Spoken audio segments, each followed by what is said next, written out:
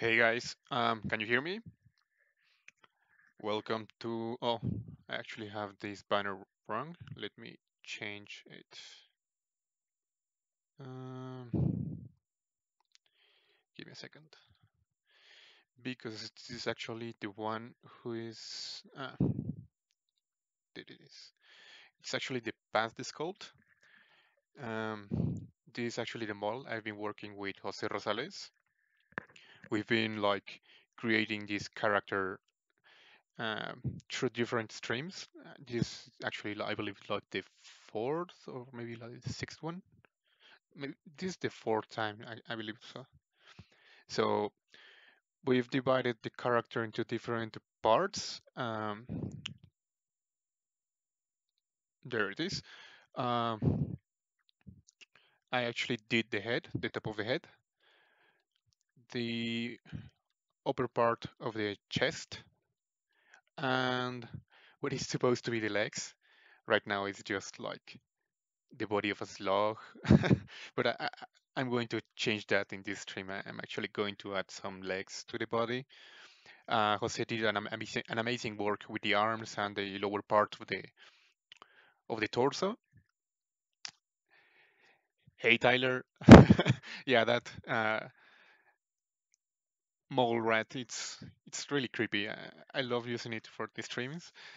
I actually did that character when I was planning on doing some streaming, like I believe it's like a year ago, also almost, and it was supposed to represent the guy streaming, so I believe it fits perfectly.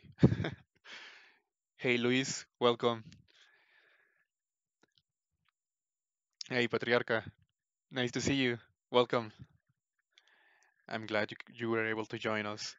Um, so for this stream, I'm actually going to change again the head. I'm not actually very happy with the actual design of the head. Um, Let me use another material. I know we all love red wax, but I want to show some of the parts, and it's a little hard with red wax. And hey, Adam Baker, how are you? Andrew, thank you. Welcome. Yep. So I'm supposed to change this time the top of the head. I'm not really happy with the design I did, and I'm actually going to add a different body. I was really happy in the last stream that was supposed to be mine with the bottom part of the insect. However, since Jose modified the body, actually it fits a little more. I was thinking maybe like the part of a praying mantis. So that's what I'm actually going to do for this stream. Hopefully, I will have like finished the model. Maybe in the next stream, Jose will add some minor details, but hopefully that will be the end for this character, and we'll start a different character. We will actually switch like the template. In the next character, I'll do the parts here that are supposed to be red are the mine, and the blue ones are from Jose. So next time we are actually going to switch the parts of the body. Hey Wester, ¿cómo estás, bro? Bienvenido.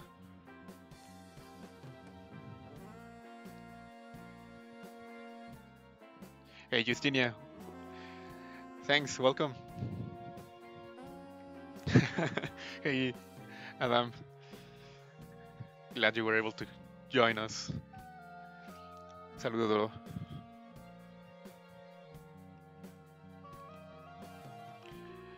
Muchas gracias, Patriarca. Pues cualquier cosa que necesites, aquí andamos. Digo, no soy experto, pero ahora sí que en lo que sea posible ayudar, aquí andamos. Um, the idea of this stream is actually going to be mainly in English, but I mean, we can actually switch in between English and Spanish anytime. I don't mind. So I'm going to change the body. You see, the last time I did like my stream, I was thinking in doing like the body of a mantis, but at the end I decided to go like the body of, I believe they're called, I don't know if they're Hydralisk, the Zergs from StarCraft. Maybe I'm wrong, but I believe this type of body fits better with the design and the silhouette of the character.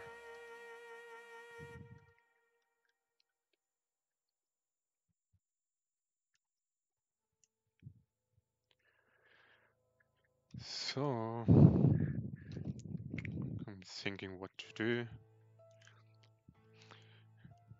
Really, the part that I don't really like from the head is actually the horns. I'm not sure how much I'm going to modify it.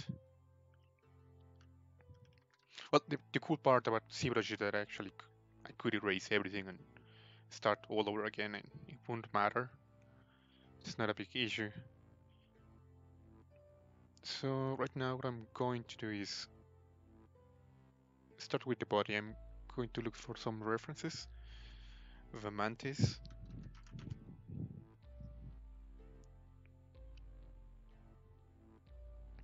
Hey PC, saludos. Saludos desde México.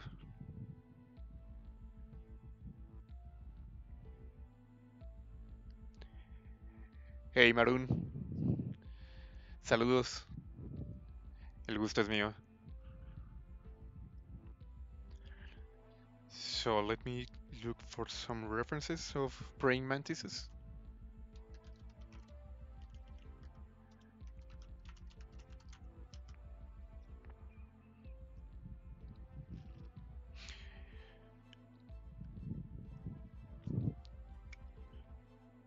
Maybe it's going to be like a mix between a mosquito and a praying mantis. But if you have like any suggestions about maybe the design, I don't know if you have any ideas, any suggestions. I'd be I'd be happy to listen to them.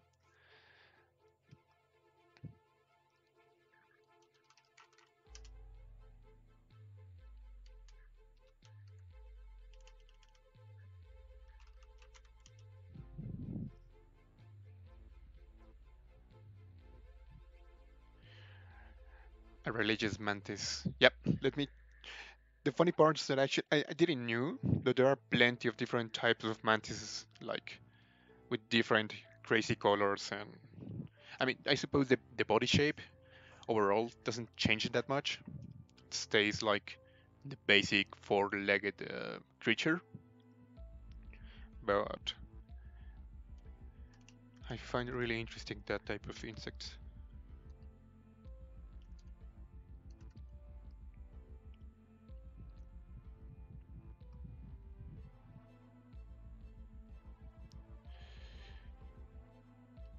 Do you know the name of those insects, Adam?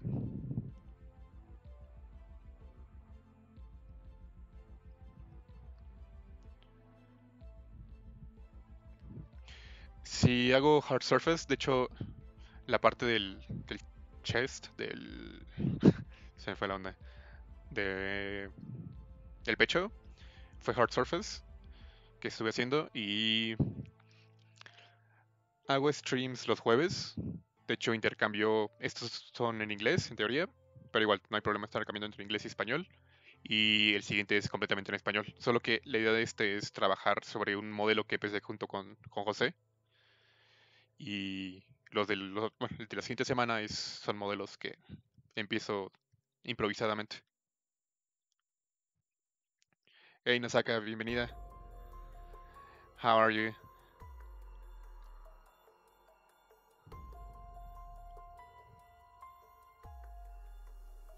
I didn't knew that they were able to eat like a hummingbird. That's super creepy, to be honest. So I'm going to leave the model right now, and I'm going to do like the main shapes with the ZSpheres. I usually love doing this because it's way easier. It's like creating an armature in traditional sculpture.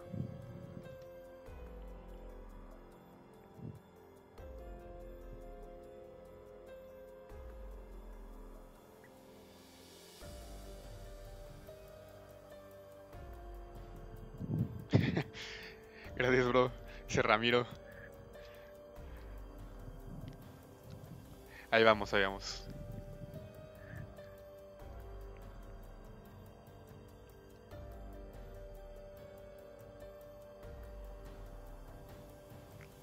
Hey, Kevin, welcome.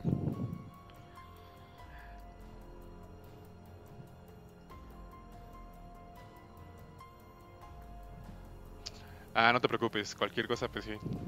Te digo, no hay problema con cambiar, estar cambiando el idioma, nada más se ve un poco la onda de repente, pero la idea sigue siendo la misma. Y te digo, o sea, este mes voy a estar haciendo 4 streams. Antes hacía solo 3, pero estos van a ser 4 y van a ser 2 en español y 2 en inglés, pero eres bienvenido. De todas formas, los streams están en YouTube por si alguno no lo llegas a ver.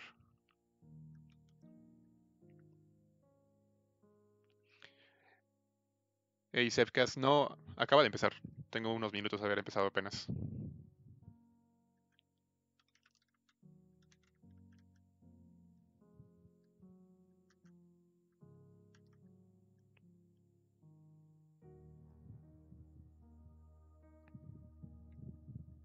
So mainly I'm going to do like that basic form that the insect has, like 4 legs in the back. It already has like the 2 front legs that Jose did, so I believe it fits perfectly with the design he already started. And at the end, I think I'm going to change the head. I'm not a big fan of that design I did. I mean, that's something great. You don't have to be like married to the design in ZBrush. You can actually just wipe it out and start all over again. Hey Daniel, bienvenido. Sí, bueno, este stream en teoría es en inglés, el principio, pero pues digo, podemos estar cambiando el idioma sin problemas. Usualmente los streams que hago ahorita, estos son un collab con José Talamas. Y la idea es hacer un personaje entre los dos, que sería este personaje. Lo dividimos en diferentes secciones y cada quien dice una parte.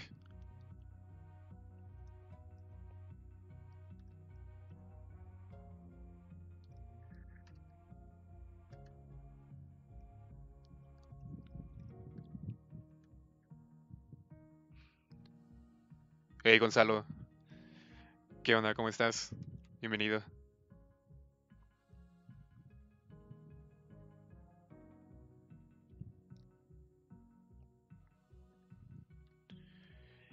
So by now, the easy part is I already have like the entire body done. So it's just modifying some bits. It's actually really interesting, the design of the body, because I actually have like, I don't know if you guys know this app. It's called PureRef. It's free. It's really useful because you can look for any image on the web or in your library and just drag and drop over the app, and you can actually arrange all the images, zoom in, pan. It's really useful.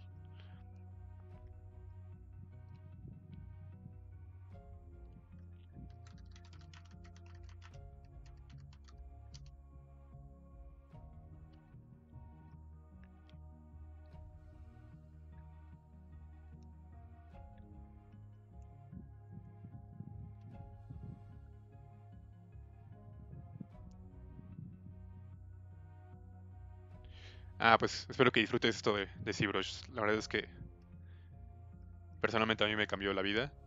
Es bastante útil y divertido, que también es bastante importante eso.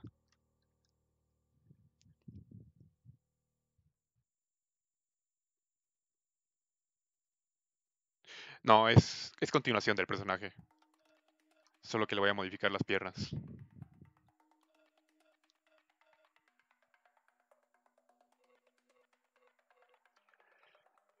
So I'm going to keep the base. Usually what I do is start with a very low resolution mesh, which is this one, at least from the ZSphere part. But you can actually see the mesh.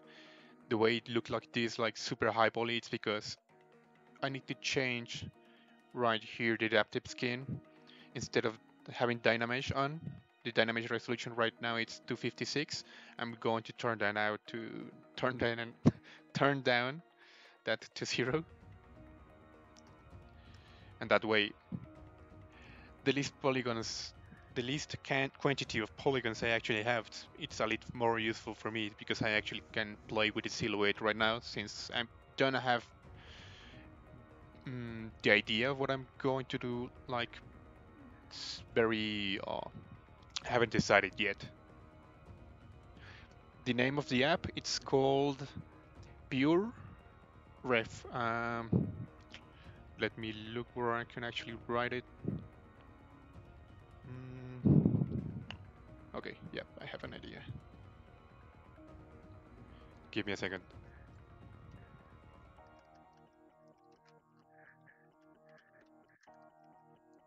This is the name of the app.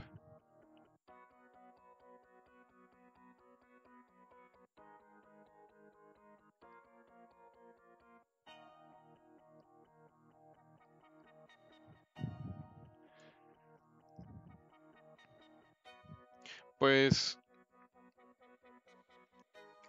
yo empecé con ZSpheres, pero porque era, digamos que como lo que estaba en ese entonces, pero realmente no hay ninguna forma correcta. Digo, ahora sigue con lo que te sientas cómodo, sería la mejor forma de aprender.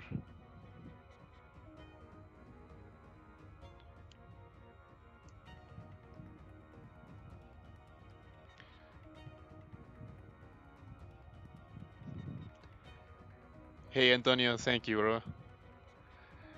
I'm super happy that you were able to appear here in the chat. Yep, Wester already mentioned the app. It's called PureRef. It's really useful and it's free. I mean, you can actually donate, which I recommend because, I mean, it's free. So I'm going to continue with the body. Well, the lower part of the body.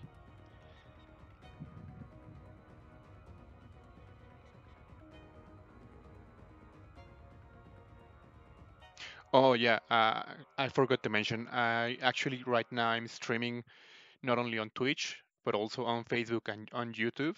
So there might be some questions that you are not able to see because those questions might be in a different platform. For example, Maroon, it's actually on YouTube, and Wester, it's in Twitch. So um, this is something that Pixelogic is doing right now. It's like linking um, all of their social media into one streaming, so I'm able to see all their questions, but you can't see all the questions per se.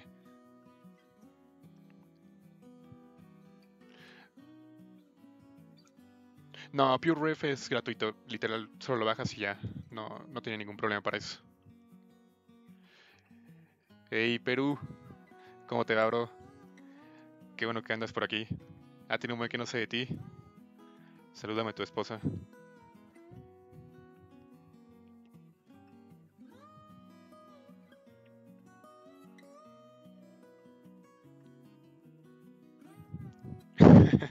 Idiot for the win.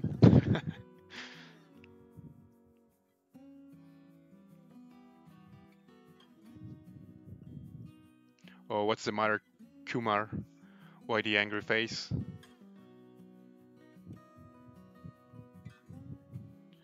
So let me take a look at the body.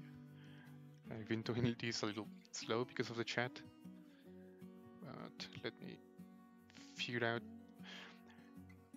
Since the insect, well, the creature I'm creating with Jose has this type of weird wings, I believe the mix between a mantis and a mosquito fits perfectly. I'm actually thinking also what I'm going to do with the rest of the head.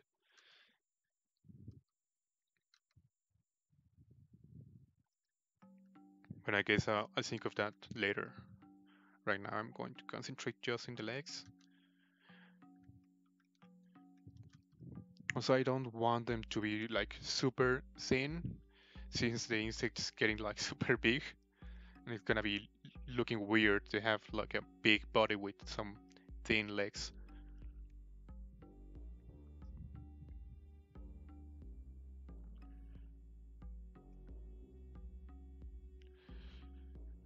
Sí, pues para armar personajes así,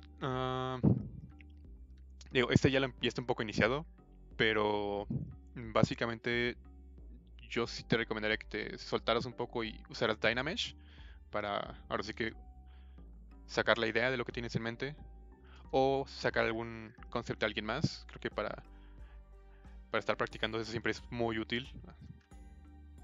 Claro que siempre dándole el crédito a la persona que hizo el concepto original.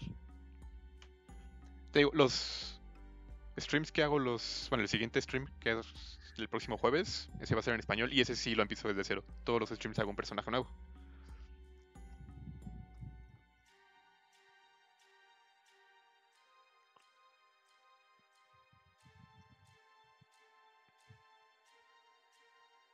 Uh, with references. I mean, even if you are not a beginner anymore, like references are like super useful. Right now I have like next to my chat and all this, I have an app with different photos of insects, because even though you have to practice and get to know different parts of animals and human anatomy and all that composition, it's always useful to have different type of references next to you. I mean, it doesn't harm. And one thing I actually love to do is, for example, if I'm creating a creature that's supposed to be like a mammal, humanoid looking creature, then I look for references for mammals and for humans and all that, which is like the obvious things to do. But I also look for things that are not really related to them. For example, um, fish or trees or different type of mushrooms. So I'm not only focused on mammal and human creatures. I also have like these different type of references from different type of things, even objects. So it's super useful.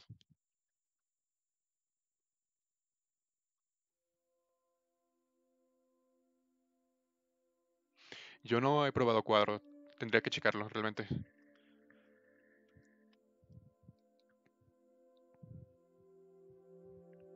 Yeah, thanks, Kevin. That's the app. It's called ViewRef.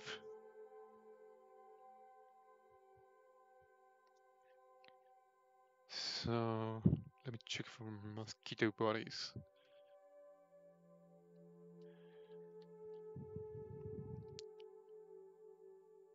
Yeah, at least the body of the mosquito is really different. So I might take some ideas from both of them. Let's see what happens. So I'm going to start sculpting this. Since I already have like the base mesh done, I mean it's really low poly. I'm going to convert this to a make poly mesh 3D. And I'm actually going to append it to the body, to the rest of the sculpture. So I have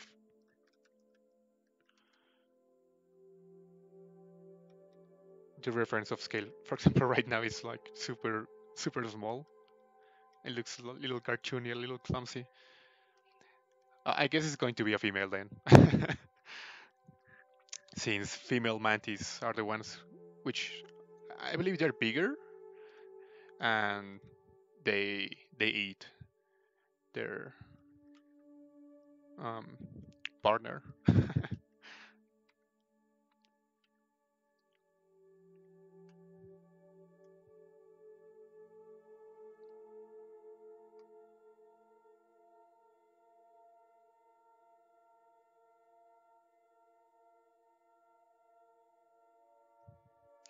That's maybe that's a good idea. I'm thinking that since it's like an alien looking mantis, maybe I actually really like to add a little of backstory to the characters, so that it's not like just a sculpture.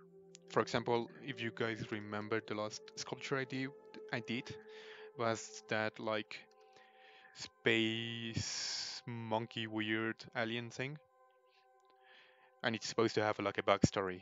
So I'm doing this same thing for this one. While I sculpt, I try to think like into different stories, stuff like that. So for this one, I'm thinking maybe it's some type of bounty hunter, but he's supposed to keep all the heads of their victims, or yeah, I suppose they're supposed to be like victims to eat them later. So instead of doing that, like doing the bounty hunting stuff for money, he's doing well. She's doing it for food. You're welcome, News. You're free to ask anything. I mean, I'm not an expert, but anything that I'm able to help with, I'd be happy to.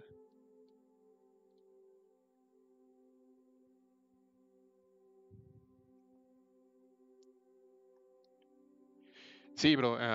Marún, hago todos los streamings los jueves. Al menos este mes van a ser todos los jueves.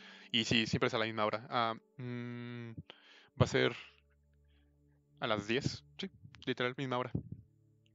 Y voy alternando. Inglés y español. Te digo, puedo estar cambiando entre el español e inglés. No es como ninguna regla. Solo la única diferencia entre los streamings es en este estoy usando ya un modelo ya, digamos que empezamos en streamings anteriores con José. Y en los otros son streamings que hago desde cero. Es la única diferencia realmente.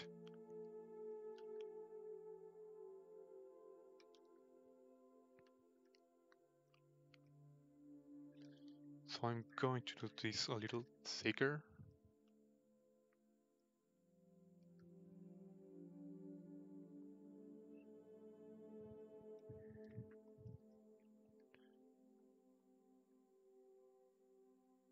Hey Rincon, how are you?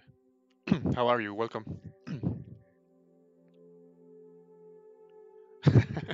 Yeah, it's a good mix, right? Like the super high poly upper body and the super low poly lower body. It doesn't look that weird, but hopefully I will be able to fix it. It still looks weird.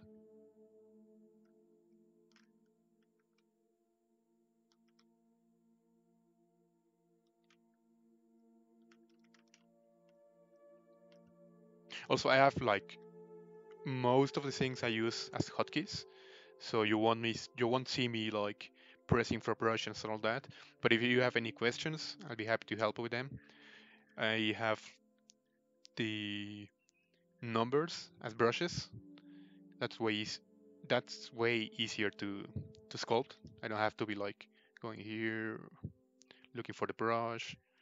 So for me, the keys, one is for standard, two is for move, three is for clay, four is for clay buildup, five is for dem standard, six is move topological, and eight is insert primitive.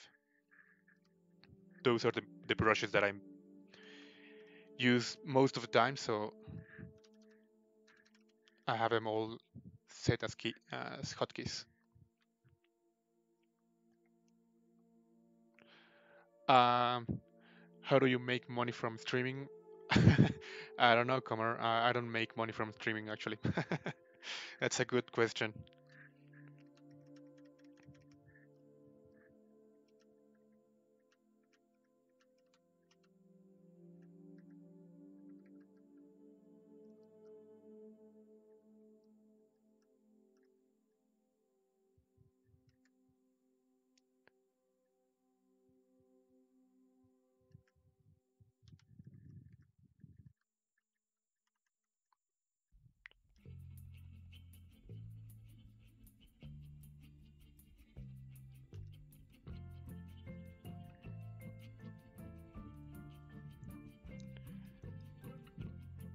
No hay de qué, Maroon. Para eso estamos. Cualquier cosa aquí andamos. So the good thing of doing like the base of a mesh as well using ZSpheres is that I actually can separate and sculpt.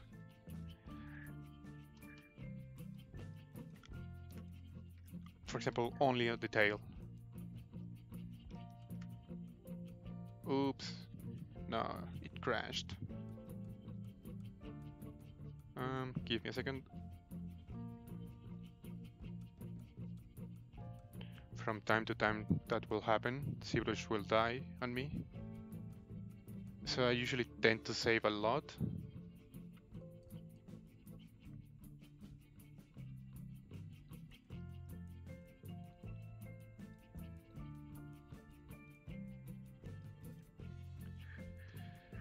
That's super important to save constantly. Otherwise, not always quicksave will save you.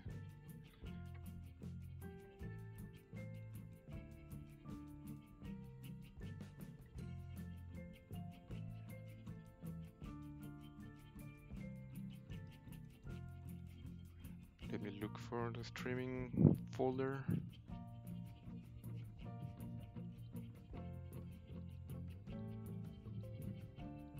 There it is, saved.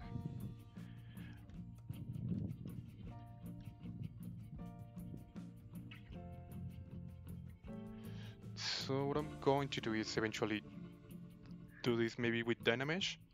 I just want to create like the base, for example, of the legs and the body. But I'm not keeping this low resolution mesh. Probably we won't retopologize this creature, Jose and I. It's just going to stay as a sculpture.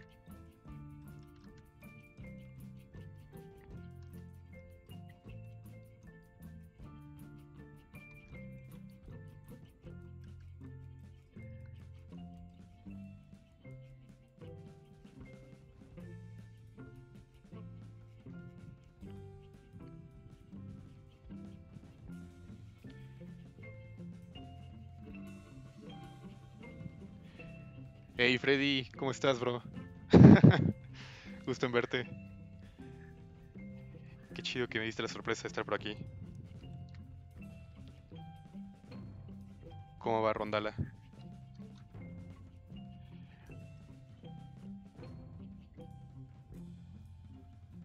Hey Govind, glad you can join us. How are you?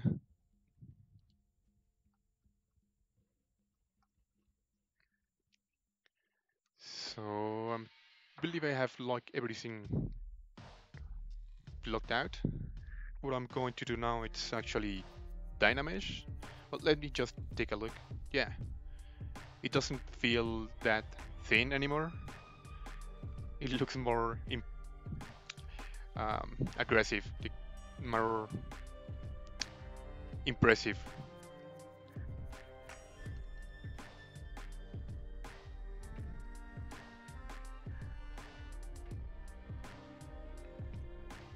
So right now for this, I'm going to try to match what I did with what Jose did, so it doesn't look like all done by parts. I don't know if you can actually tell that it was actually done in different segments and different parts by different people. I hope you can't, but if you do, then we have to work a little more on that. And one thing I actually like to do, I'm going to change the head overall at the end, but by now, there it is. I like to make like the eyes black, so I won't get distracted by them, and it's actually easier for me to design the creature with this type of eyes. I'm going to start using different material.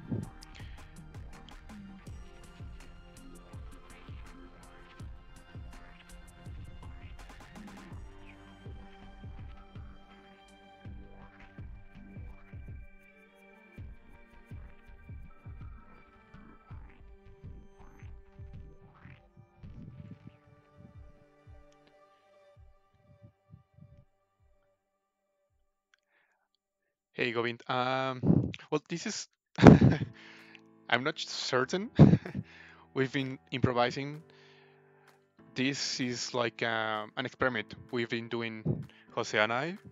We've been passing the same mesh over and over, and we've been designing this creature. It's supposed to be now like an alien mixed with with some type of insect. Right now, the story I'm thinking for it's supposed to be like this mantis style creature, which is actually a bounty hunter and has like a collection of different heads. Maybe I'll put them right here. Maybe this actually could be like some type of this tank that I designed like in the second stream, I believe. They could be like some type of refrigerator. They have like the heads cool and they don't decompose. So I'm actually trying to give some backstory to this, which has been like improvisation only. But that's the idea, to have like a complete character done by different, well, only Jose and I, but by different people, and it's fun. We actually divided the character into different parts. I did. You can actually see it like in the stream on the right corner, like a human. That's how we actually divided the character. The red parts are what I designed, and the blue ones are Jose's parts. So let me dynamize this so I can actually start sculpting.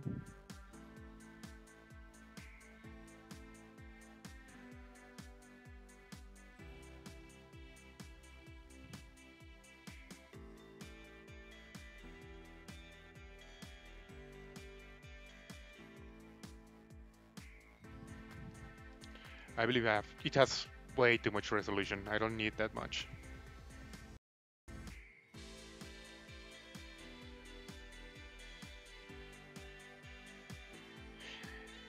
The other thing, the mesh is already too heavy because we've been adding more and more parts. I hope it doesn't break. Pray with me. Oh, everything's fine. But to even lower.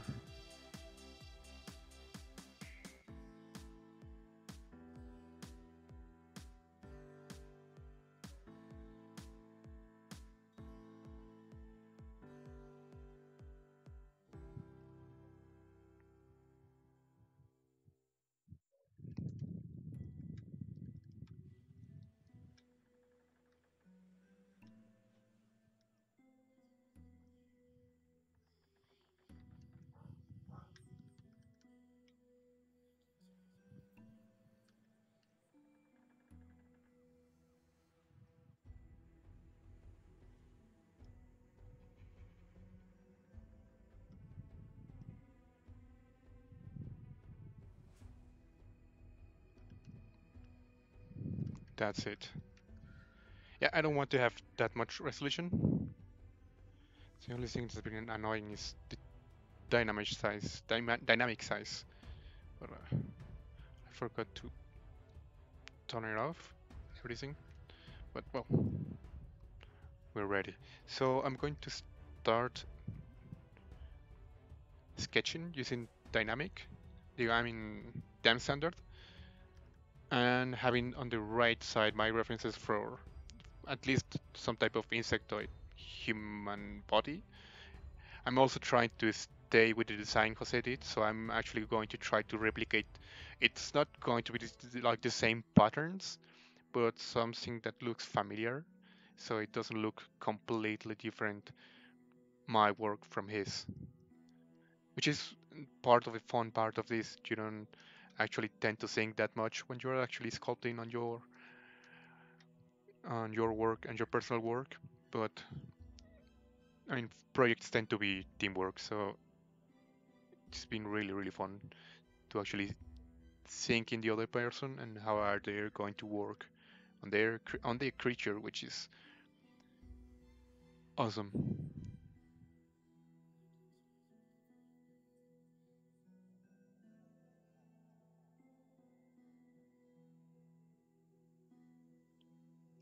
Oh, cool.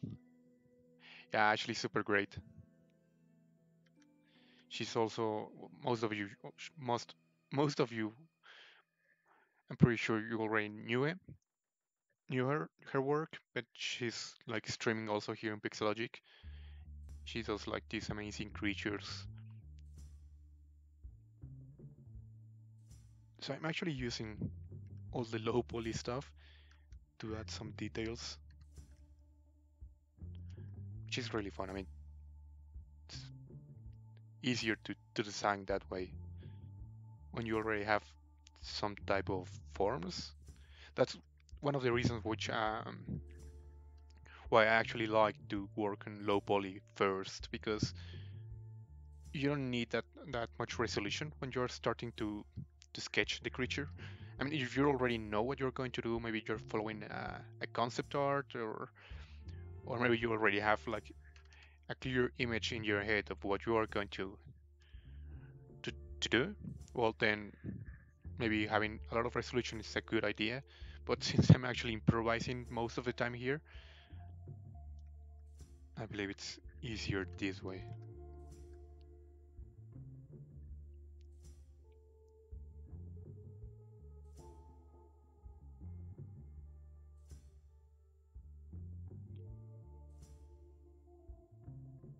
Can you export it to 3ds Max and rig it? Because I can't. Yeah, I mean, not right now. I mean, maybe this mesh could be. It's gonna be like a mess, and I have to add like all this skinning to these parts and all these polygons, because it doesn't have like a correct work topology flow, but it's possible. I mean, the right way to do this is actually to the to the retopology of the model of the high poly, and then project all the high poly detail into the low poly, and then you can actually rig that one.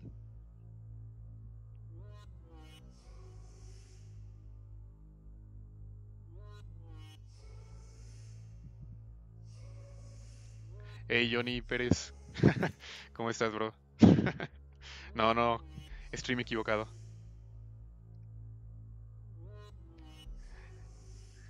¿Qué onda, Saya? No, ¿cómo crees? No puedo. Tengo novias allá.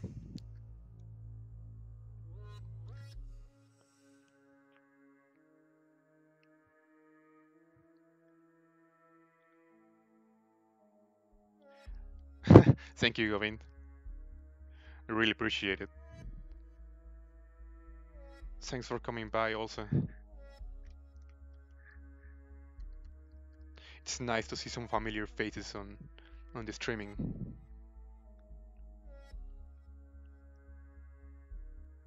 So I still have on the other screen my references.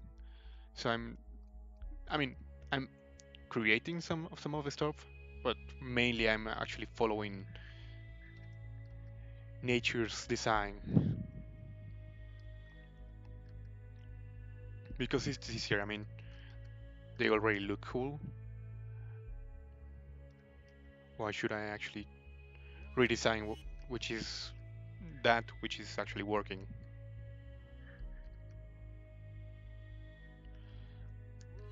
Let me take a look how the arms are. That way I can create something that fits his design.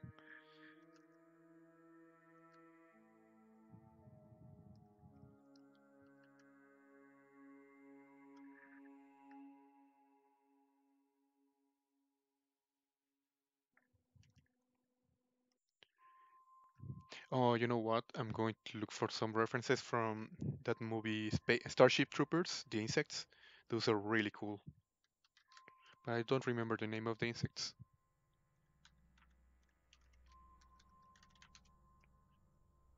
The ones that look like grasshoppers mixed with tarantulas. I don't know. Does anyone know the name of those?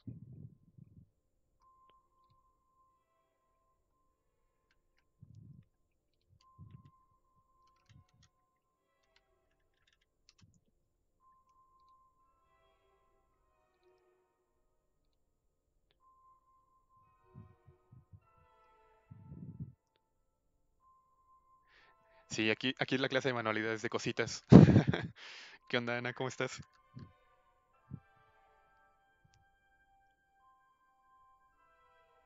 Mimic.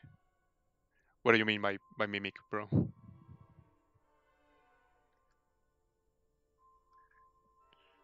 Those are the name of the creatures? No, I don't think so. Well, I already found them. I can't find the name. What I want is actually like that type of legs. That super sharp looking legs. That's what I actually want for this one.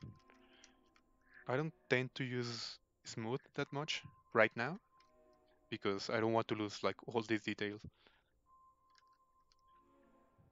If I'm going to use smooth, it's gonna be like with low intensity.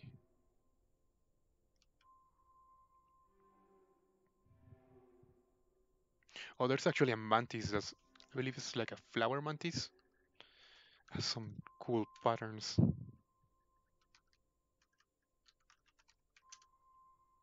Yeah, flower mantis. It looks super spiky and weird.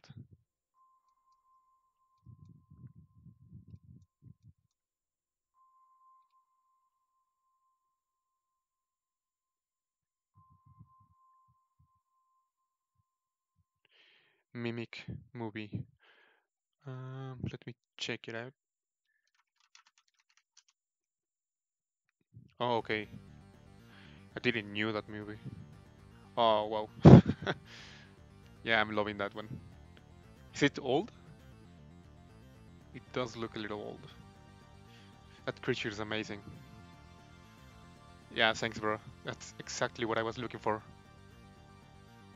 I love the legs, the arms. I'm going actually gonna use the head of that one mixed with the head I already have. Maybe I don't know. Maybe the three eyes are not working since they're too small. I mean, if you take a look of the character from far away, it doesn't actually. You can actually tell the eyes. It's really hard. So I'm going to do like these big eyes and keep some of the parts of the old design. Thanks, bro. As gear. Oh, I didn't know that. Then I need to watch that movie like ASAP.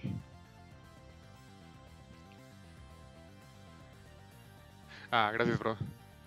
Arachnid.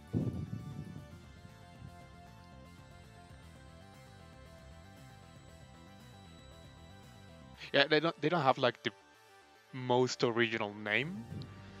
The creatures from Starship Troopers apparently, like brain bug, control bug. They are just called bugs.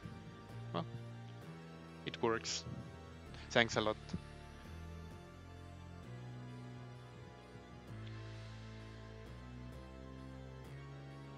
Oh, okay. Thanks, Amir. Warrior bugs. Yeah, that's not very creative, but it works, I guess. Yeah, I'm going to use the idea they have like these razor sharp claws or feet. Those warrior bugs. It's great. I want to do something like that since this is meant to be like a bounty hunter.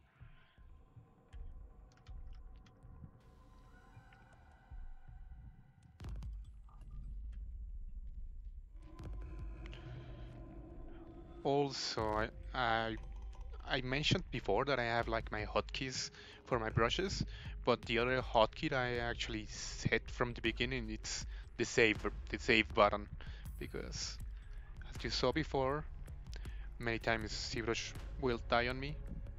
I have like this really bad luck with ZBrush in the worst possible moments, like in contests and during my first stream. I still remember during my first stream he actually died, so I save constantly. I mean, quicksave is like lifesaver, but you can't trust 100% that it will actually save the entire mesh.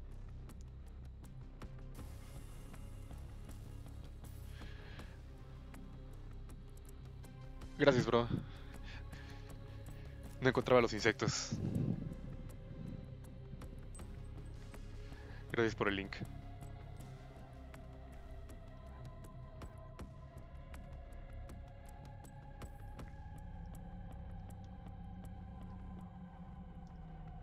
So I'm using all these like small low poly details. It's mainly like happy accidents. I love modeling like that. Just, I mean, creating like the base mesh and seeing what happens after that. It's like super useful because you might actually come up with something better than what you actually had in mind at the beginning.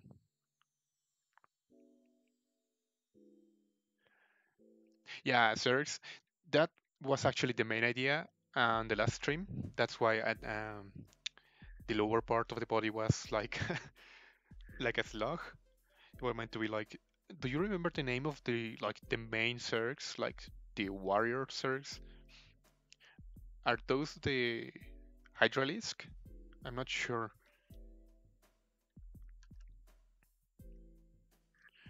Should know those stuff, but I haven't played StarCraft in a long, long time, and I wasn't like really good. So I'm going to add some more details. The cool part of working with the low poly part is that I actually can erase really easy if something is not like fitting the design.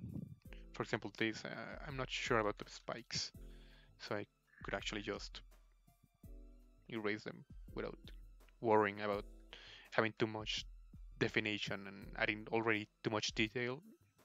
It's just the fun part right now of designing and improvising.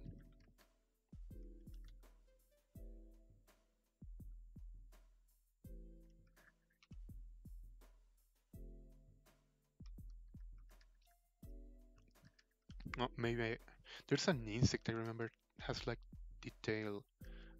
Oh, I believe it's called the velvet ant. Let me check that one out. Yeah.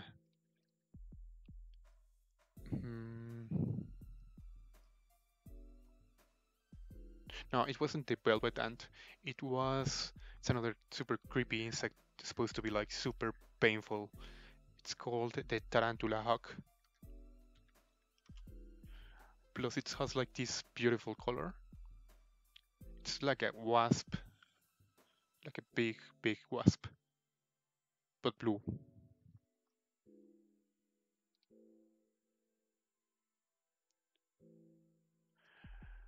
Oh, cool. I wasn't sure if they were called Hydralisk.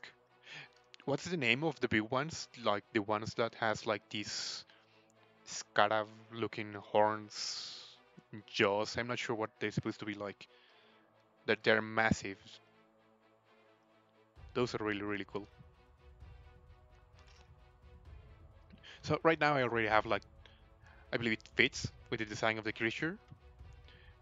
And so what I'm going to do is just hide it and on focus only on the lower part of the body. I don't see the point on having the entire mesh visible.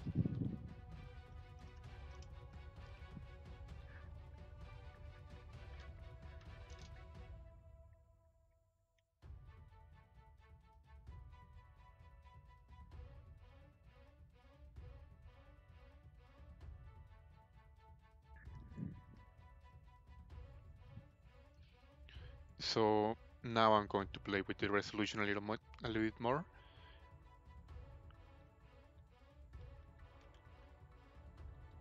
Yeah, that's enough. Just I'm going to start to define the shapes that I created with low poly thingy stuff. For example, this part,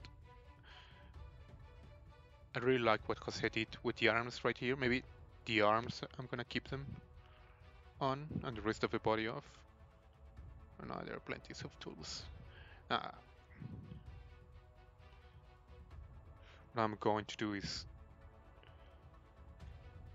I'm gonna put it right here. I'm gonna press T to turn off like 3D mode, drag and T again to enter again the 3D mode, and it will keep like the image saved. I won't be able to modify it. It's just like a reference because I want to keep that cool design Jose did. At least try to replicate that type of organic design on the shoulder blades.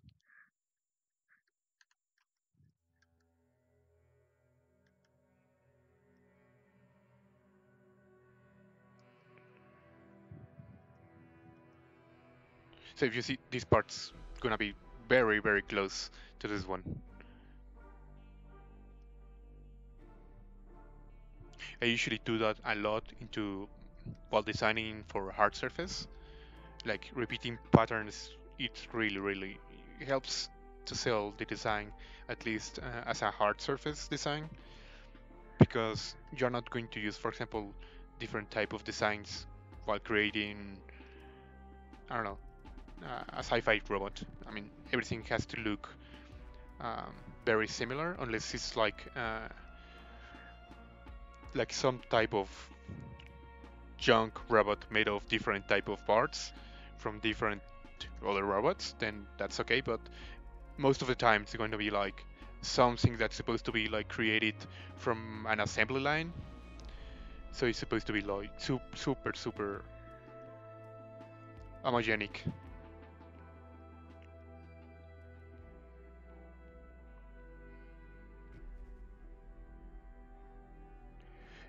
Hey Amir, were the low poly parts modeled in ZBrush from the start, or do they just look low poly because of the resolution settings?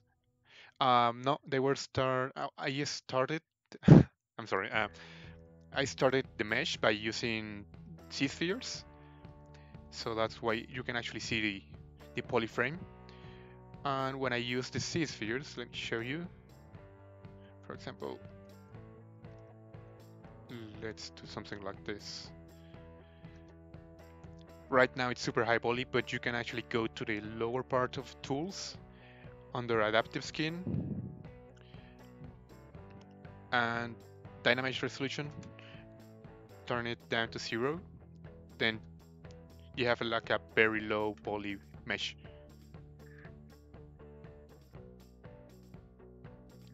The topology is not always the best, but for having like this base sculptures mesh, it works perfectly. I mean, it's not meant to be like an animation mesh. You can actually play with the quantity of polygons here. So for example, right now I have this on 2. If I go into 1, I'm sorry. Oh, it's gonna copy that one. Well, I'm sorry, ARM. It's even more low poly. So you can actually play with the resolution to have like something maybe not that low poly.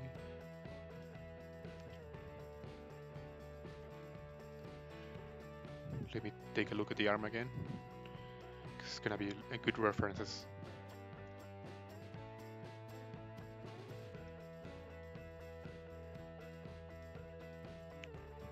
There it is. So I'm going to start modifying this to fit into the same design.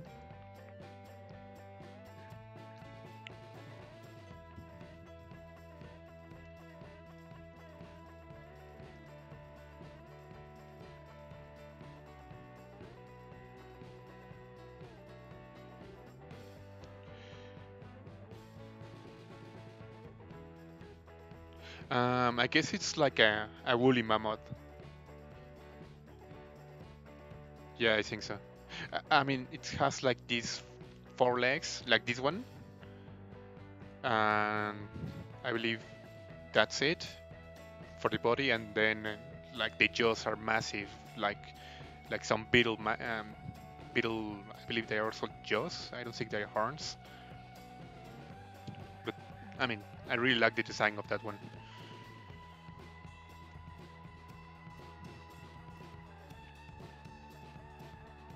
I'm sorry, if I'm not reading all the questions, if I'm just answering them, I sometimes forget that you are not able to see all the questions because of different media. Some questions might be on YouTube and some others might be on Twitch or Facebook. So if I forget to read the question, I'm sorry.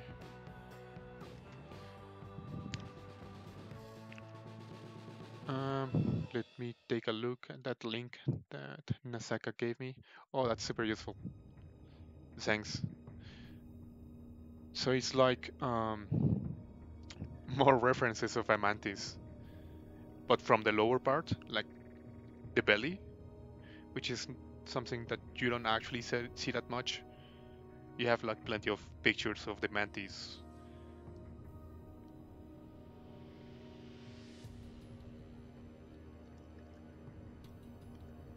And I'm going to try to replicate the same forms all over in different parts. I don't want to be like an entire, like a carbon copy of the design.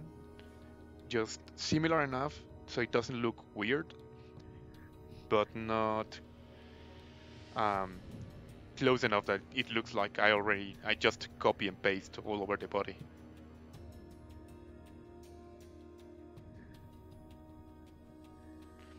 And if you guys actually are able to draw, this part is like just it's mainly drawing. I mean, it's really easy. You use only dem standard and start like drawing on the surface. I usually do this to map, like to create different spots where I'm going to, I don't know, maybe add some details, maybe remove certain parts. It's like sketching, but over a 3D mesh. It's really, really useful.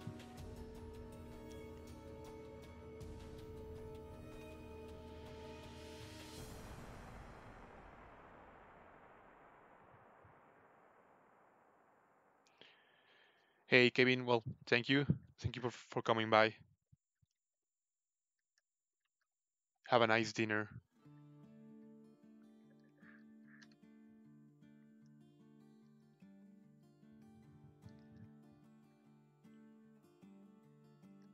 And for this part, I haven't modified this part that much. So let's add some more details. I mean, it's really hard to tell all the details. Right now, what I'm doing is just, as I said, it's like creating a map that maybe I'm only on, maybe I'm the only one who's able to understand it. Like for me, I know this has to be modified, but just creating this is like sketching actually. Like just throwing lines to see what happens.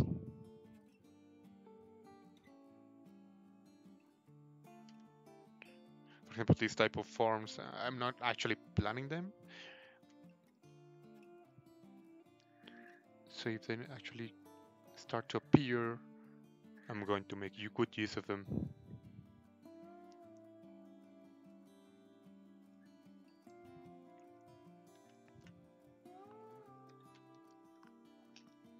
This by itself, it already looks like another insect.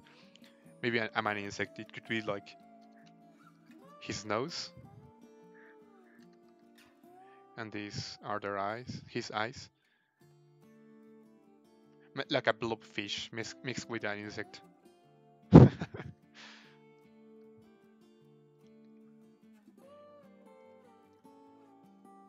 yeah, I'm gonna keep it to design.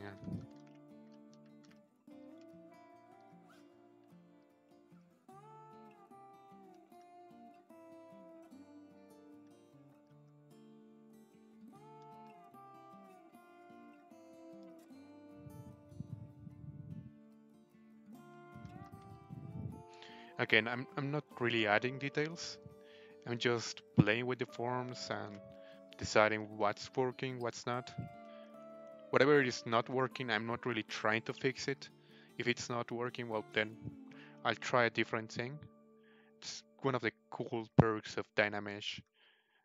It's really easy. It's just like playing with clay.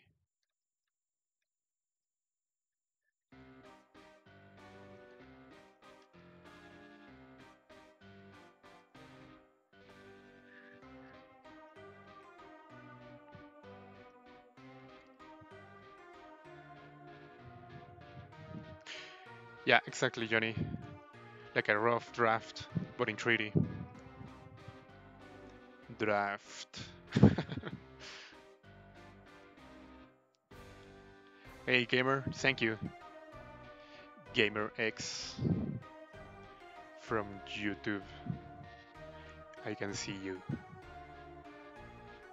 I really like this new forms of streaming, which actually I could actually be in different mediums like Facebook, Twitter, not Twitch, and YouTube. It's really cool.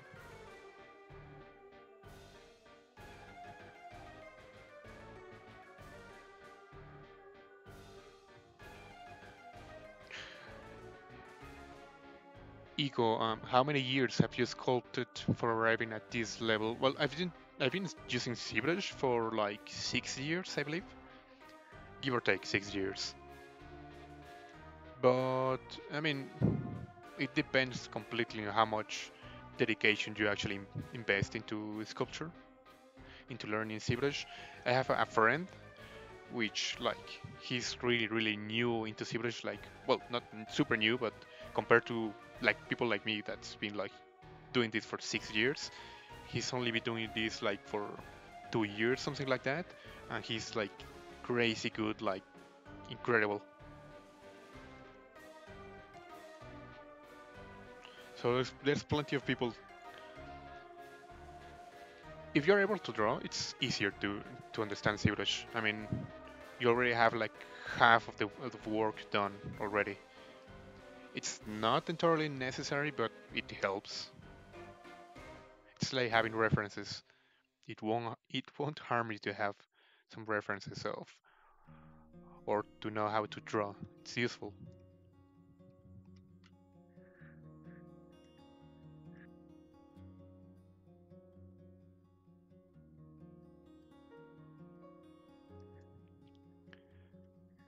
Hey gamer, thank you. It's going to be a little more complicated creature. I already have like the top. I've been doing this with a friend of mine, Jose Talamas, which is also streaming. I'm not sure about the dates, but he's also doing streaming here. He did some of the parts, like for example, on the right corner, you can actually see the like the template we created to divide the character into several parts. I'm doing the top of the head, the upper part of the torso, and the legs. And he did the arms, lower part of the torso, and the jaw. So it's a really interesting experiment.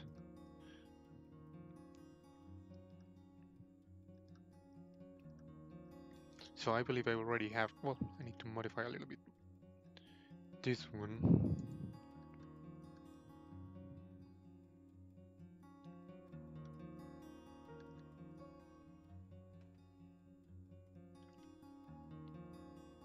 What I'm going to do later is like maybe some, I don't know, maybe some ropes or maybe like something like that, and I'll put some other insect heads here.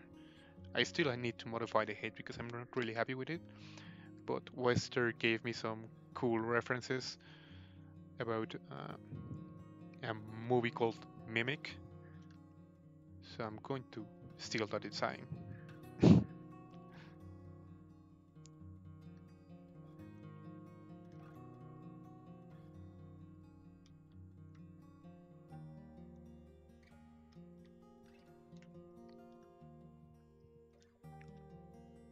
Yeah, so I think it works very well. Very well. Yep. I tend to press V in the keyboard, and that will change the color right here. And on black, I'm able to see like the silhouette easier. I mean, it's easy to recognize if, for example, if you're designing for a video game, you need to recognize if it's a friend or a foe really quick. So having like a unique silhouette, it's really important for this. So I believe it's easy to recognize. I mean,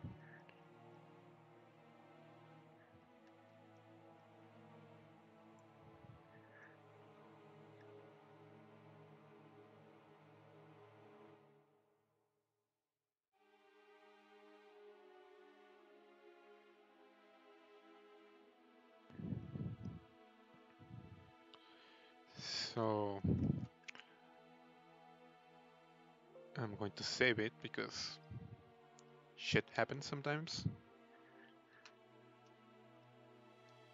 And I'm going to add some more resolution to this. I mean, this part already has like 86,000, so it's not really that much. And we already have like the mesh designed. I mean, this is super useful, at least for designing, for improvising. Let me see.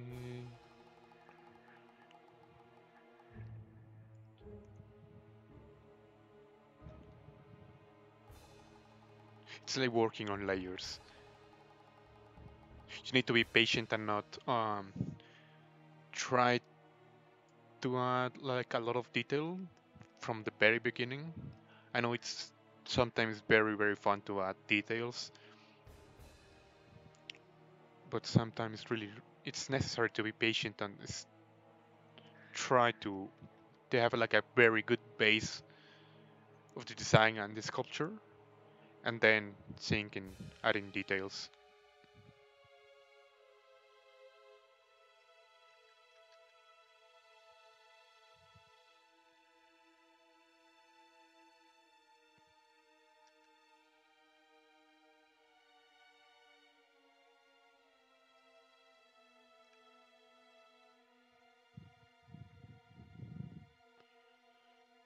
So let me see.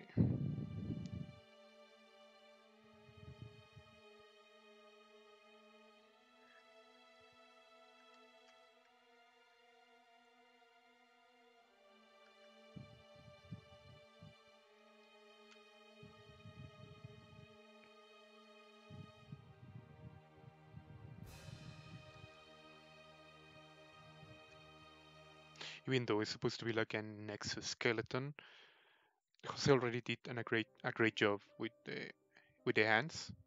So I'm going to keep the same form, like even though it's supposed to be like an insect or some type of creature-looking insect, everything is like covered in flesh apparently. So I'm going to do the same thing, and instead of doing like this hard shell-looking parts, it's gonna be very fleshy, very smooth, with some wrinkles in certain parts.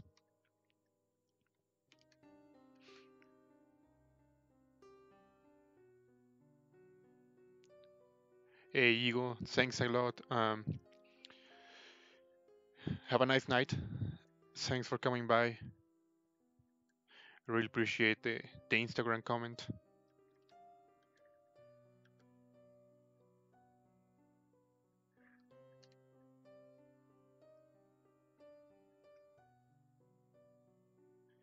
And right now, I won't go like crazy with details. I'm just gonna be like very smart with um, where I'm actually adding detail, because we don't have like the entire night to do all the details.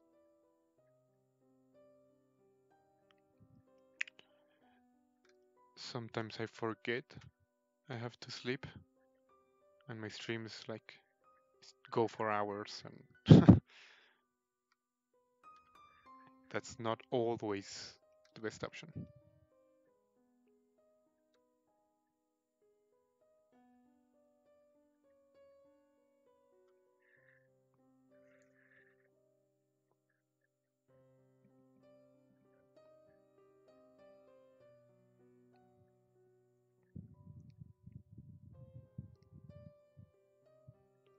So for example, I already have like these details right here, like this vein.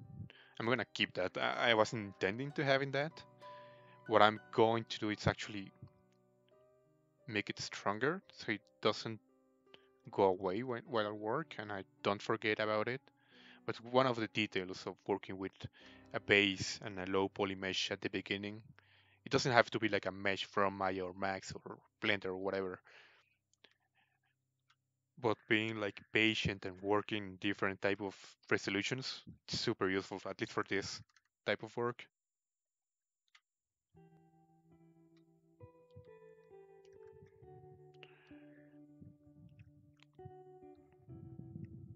Hey Marun, esta escultura es solo un experimento. Ahora sí que no le sacaremos topología ni nada por el estilo.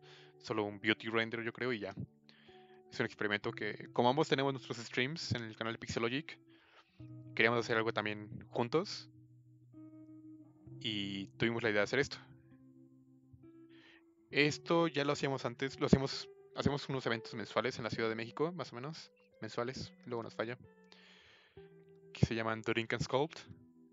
Y lo que hacemos es juntarnos, pedir pizzas y darle a ZBrush. Y muchas de las dinámicas son estas, por ejemplo, trabajar todos en el mismo modelo por partes. Porque muchas veces no siempre cuando trabajas para proyectos grandes, el modelo final no va a ser tuyo. O sea, va a pasar por muchísimas manos y tienes que aprender a que no todo va a ser tuyo.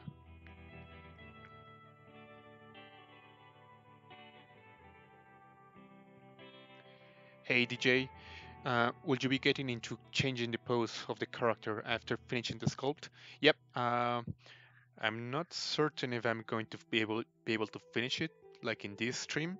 Maybe Jose is the one. I mean, Jose is going to continue the mesh on his stream. I'm not sure when is that. I believe it's next week. So I guess since he will be the one finishing the sculpture, he's going to be like adding a pose. I'm pretty certain of it. But I'm going to ask him anyway. Because after this, maybe Jose will add some minor details, and then we'll start a new character from the beginning.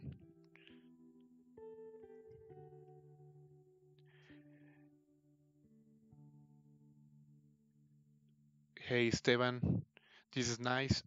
I choose my bachelor's degree in computer animation. Modeling in ZBrush is the path I took. Great content. I mean, I'm with Full Sail. Oh, Full Sail is a great school. That's really, really good. Have you like decided to go into like sculpture for video games or for art toys, something like that? Right now, I'm using mainly DAM standard. Right now, I already have like the rough sketch of what I want to do.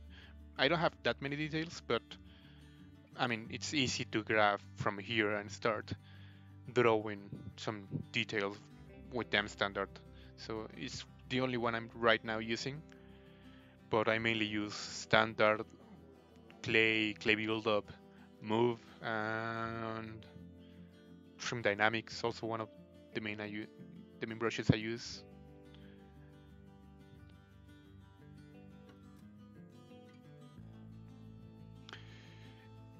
Nick, ¿cómo se puede hacer la retopología?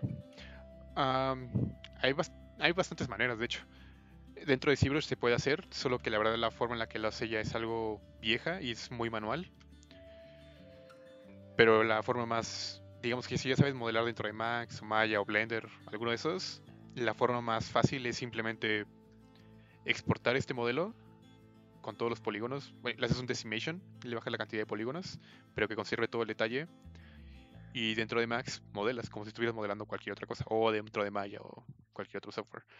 Había una aplicación que se llamaba Topogon, es muy buena, pero en las últimas versiones de Max y Maya integraron muchísimas de las cosas que hacía Topogon. Entonces, realmente, si ya sabes usar esos softwares, no le vería el chiste que aprendieras Topogon, porque lo puedes hacer todo dentro del mismo software.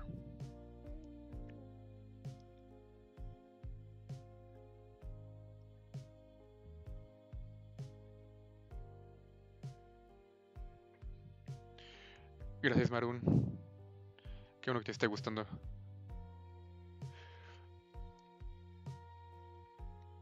¿Cómo se puede hacer la retopología sin ZRemesh? Te digo, se tendría que importar dentro de Max o Maya. No creo que lo vayamos a ver en este modelo, pero lo que podemos hacer es, deja busco, voy a buscar unos buenos tutoriales que tengo por ahí guardados, links de YouTube, y si quieres en el próximo stream te los pongo en el chat, porque ahorita no los tengo en la mente. Pero hay en YouTube bastante tutoriales de cómo hacer la retopología usando Max o Maya. No sé cuál prefieres usar tú.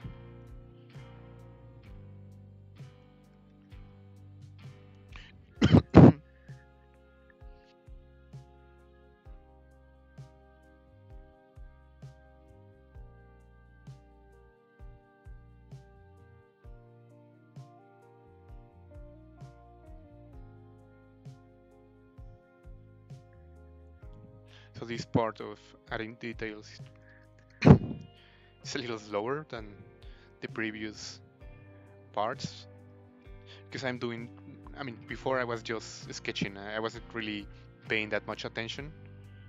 But right now I'm trying now to keep some certain flow over the design. And the reason I still have like this shoulder plate that Jose did is to keep the same design over the certain parts of the lower part of the body that I'm actually sculpting. So for example, all over this part I'm going to do like those spiky things Jose did, so it keeps on the same design.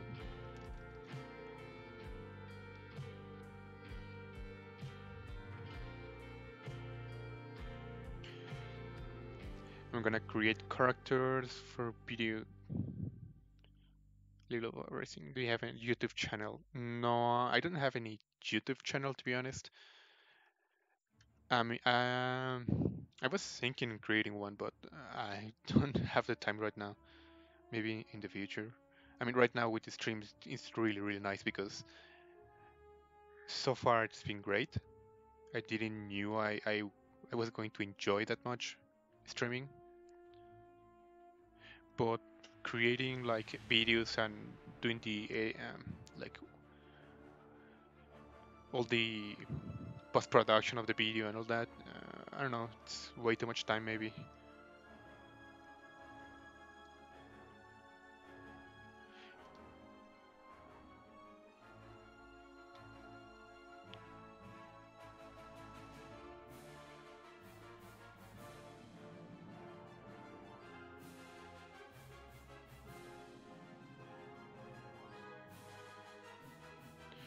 Sculptor that.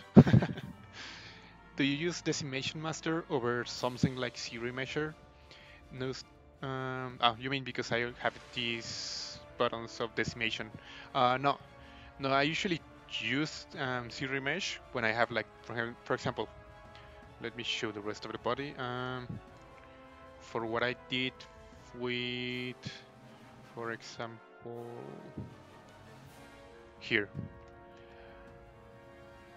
This was like a rough sketch again done in Dynamesh, and then like as a quick ZRemesher. So I had a very rough low poly. I only use this decimation when I gonna like export the mesh for retopology, or sometimes when I'm going to 3D print something. Usually I try to decimate the mesh without losing like a lot of detail in order for the client to be able to handle the mesh without any issue. Because sometimes when I do like meshes for 3D printing, they tend to be like super heavy, so as decimated mesh, it's easier for them.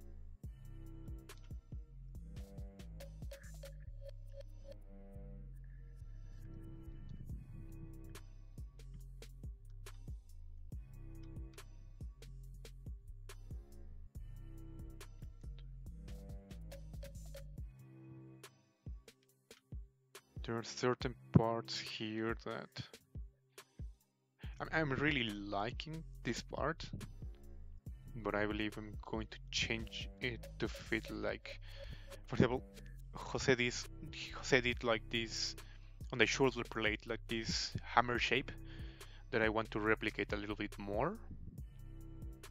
So I'm going to save it because saving constantly is super useful. Oh, thanks, Esteban. Yeah, maybe in the future. I mean, right now, I believe with the streams, I'm having like enough because I'm able to, well, I don't have to invest that much time, and creating videos is gonna be a little slower. I'm actually creating right now some tutorials, and they're supposed to be on video, but I'm not sure they're going to appear on YouTube because they're not going to be mine. I mean, I made them, but it's for a client, so I'm not sure if they're going to be on YouTube, at least not on my YouTube channel. But it's something that I will consider for sure. Thanks.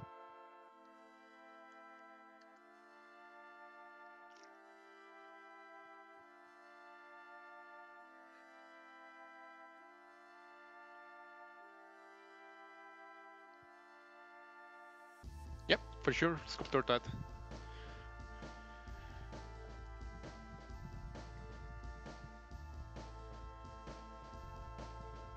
Yo ando usando Blender para hacer retopología ahorita mismo. Hago un personaje que sí cuesta allí. Sí, Blender es muy bueno. La verdad es que es de esas cosas que siempre he querido aprender. En especial porque es gratuito. Pero, pero no lo he hecho.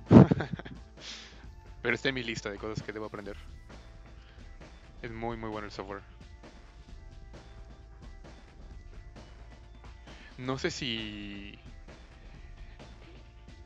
Topogon es todavía para Windows 10. No sé si lo hayan continuado. La verdad es que te digo que desde que empecé me di cuenta que estaba todo integrado dentro de Max, pues ya no le vi el chiste a seguir utilizándolo. Lo abandoné un poco.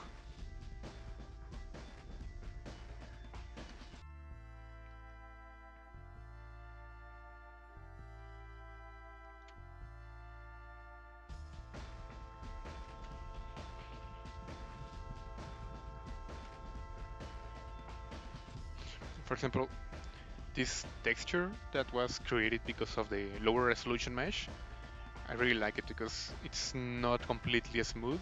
It has like, I don't know, the surface looks a little bumpy, so I make use of it and create a little more organic stuff using the already bumpiness that the mesh has right there. So it's super useful.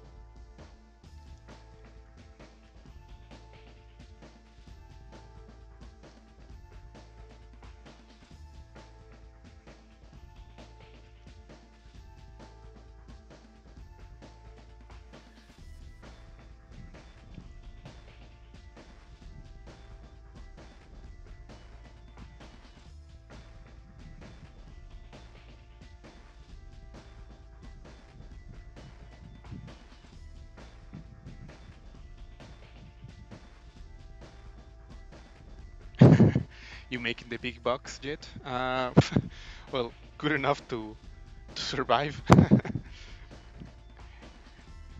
It's been great, to be honest. One of the things that I've loved from ZBrush is that I've been able to work in different industries.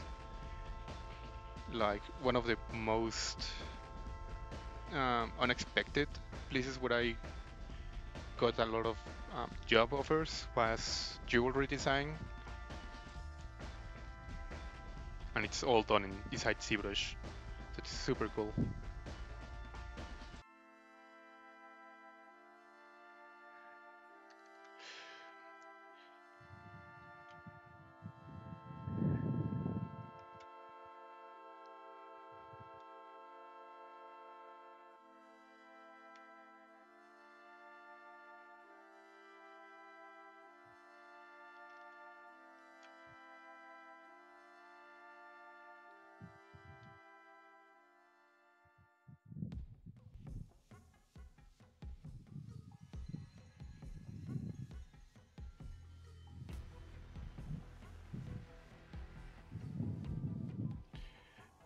Hey, thanks, Esteban. Also, I'm sorry, if you guys have like an art station, all that, or maybe an Instagram, usually it's better an art station. It's way easier to connect there. Just post it and we can actually follow each other.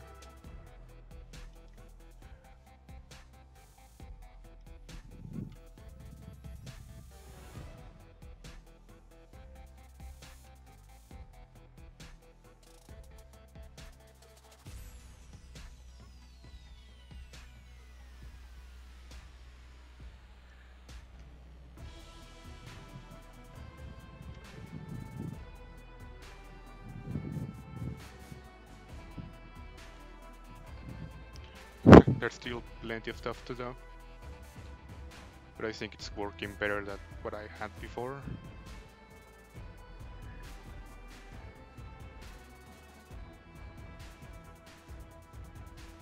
I want to try something different before changing too much this.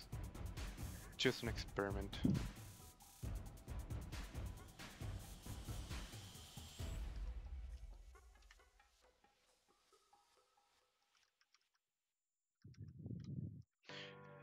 Because maybe I won't have to change that much ahead. It's an idea I'm having.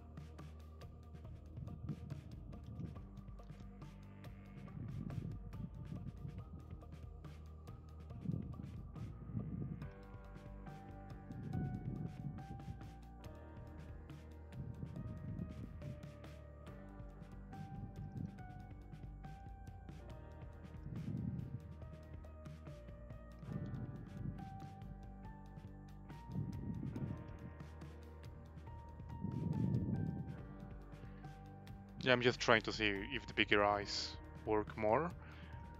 I believe so. I mean, it's easier to recognize some big eyes.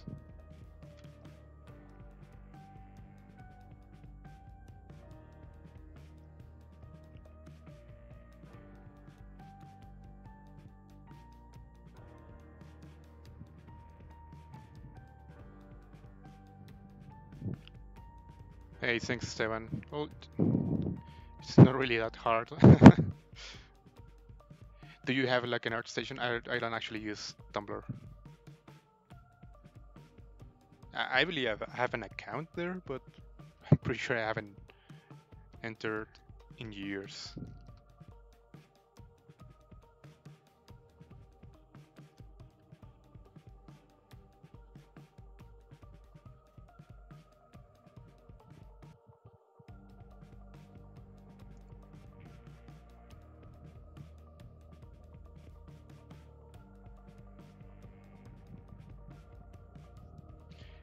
Hey, Gobind, thank you so much.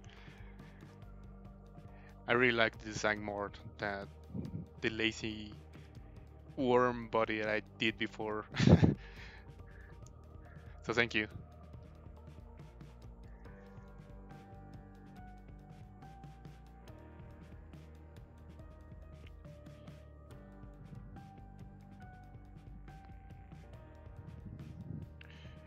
Tengo un modelo con Dynamesh. ¿Cómo hago para hacer un modelo de retopología manual? Es que no te puedo enseñar en este momento porque es dentro de Maya y no hay ningún problema con que haga algo dentro de Maya o Max dentro de ZBrush. No me prohíben usar otro software. Nada más que OBS lo tengo configurado para que solo muestre la ventana de ZBrush. Entonces, por ejemplo, cuando se crashea, por eso se ve todo negro, porque lo único que muestra es ZBrush. Entonces no podría mostrarte ahorita exactamente cómo lo hago, pero híjole, lo que podemos hacer es el próximo se me fue la onda. El próximo stream podría mostrarte cómo lo hago. Puedo configurar para que la ventana que se vea no solo sea la de ZBrush, y así te puedo mostrar exactamente cómo hago el retopo.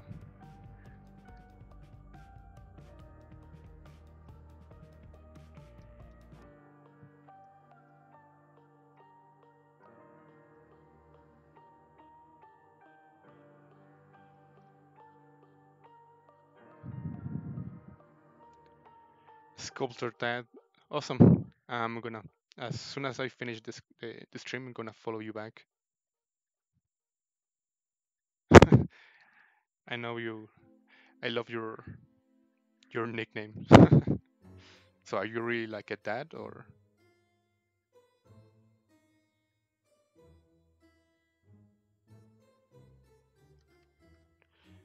So for example, all this is really full of noise that I'm actually using to create like this organic stuff. It's easier, well, at least for me, it's easier to have to improvise than being attached to a concept. But from time to time, I actually like to practice and create illustrations from other artists. I believe that's an excellent exercise, especially illustrations that aren't meant to be like in 3D.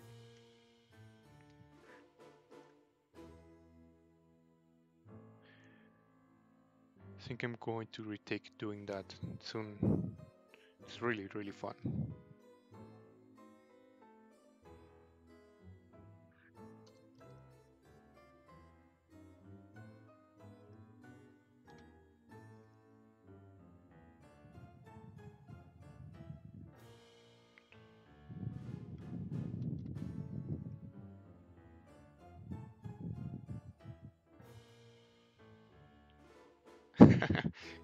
Cool.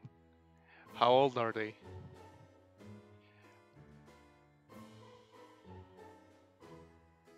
Hey, Maher. Um, I have Pixelogic is doing like right now the streamings in different platforms, not only on Twitch. It's also streaming inside ZBrush, I mean ZBrush, inside Facebook and YouTube. So I am actually able to see the three chats: the one from Facebook, the one from Twitch, and the one from YouTube. So there's chat everywhere.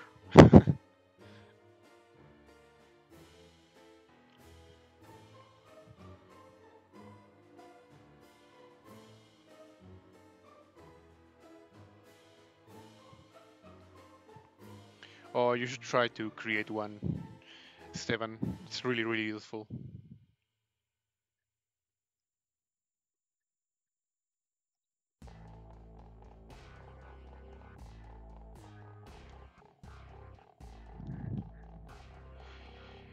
Johnny, would you say listening to music while sculpting helps?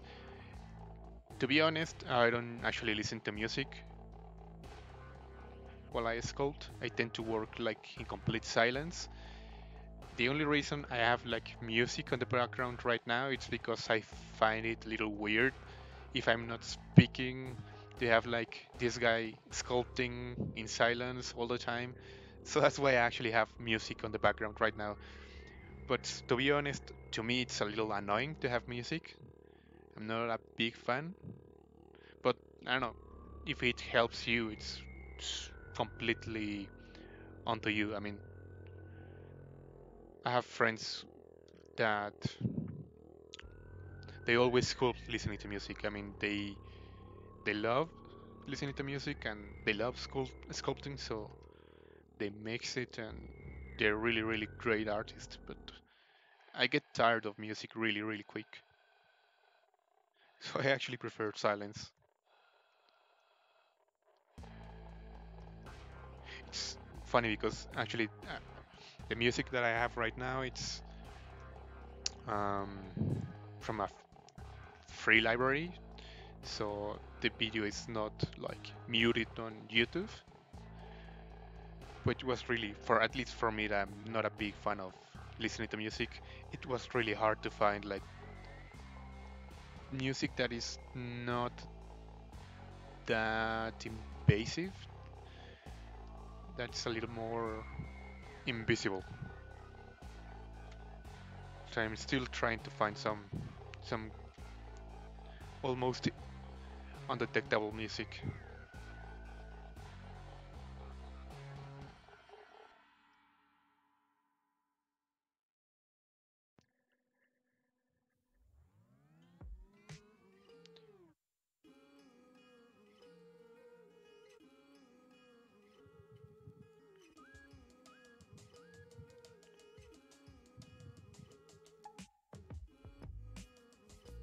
Maher, I will check the Facebook chat. Yeah, sure, go ahead. The chat is on the Pixelogic Facebook page.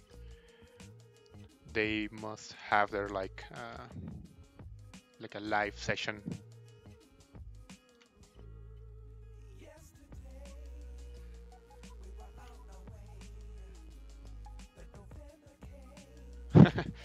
Hey Maher, hi again.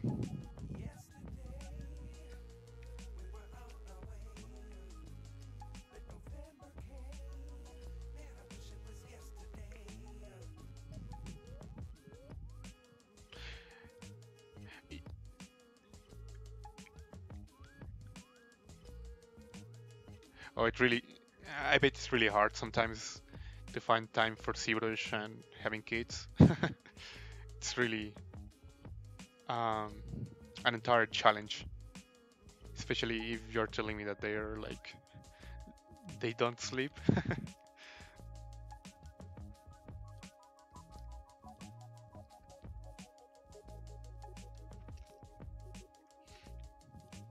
So I think I already have like memorized the design that Jose did, at least the style that he was aiming for.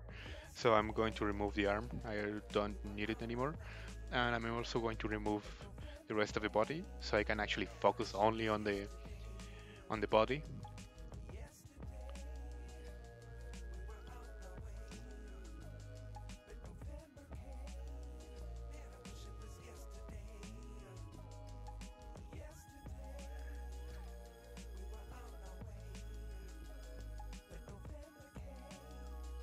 Actually, I don't listen to music most of the time, but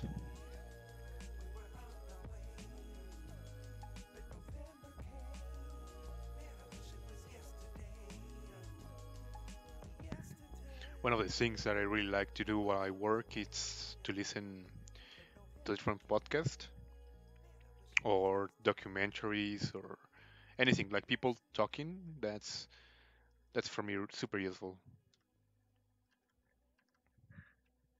I prefer that to listening to music.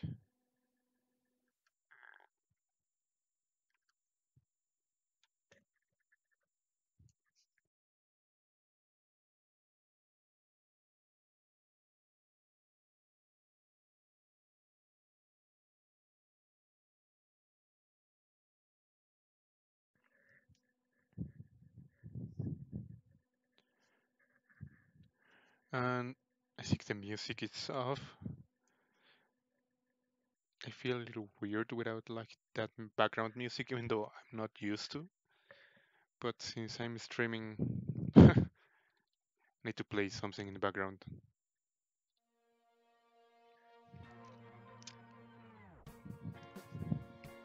Yeah, I get lost to well, well, doing some sculpture, especially in these streams.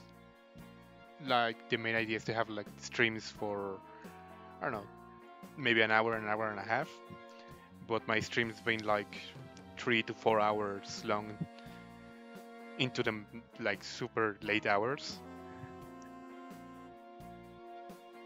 because I get into it and I don't realize the time until it's already like super late. But I guess that means that you're actually enjoying it, so it's cool. Which reminds me, I have to see if there's no one after me in the streaming calendar.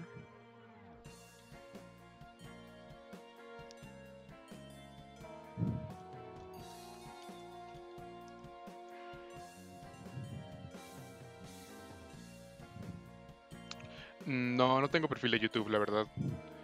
No, no hago no hago videos casi en YouTube. Sí lo estoy pensando, al menos hacer como videos cortos de tutoriales, pero de momento no tengo nada.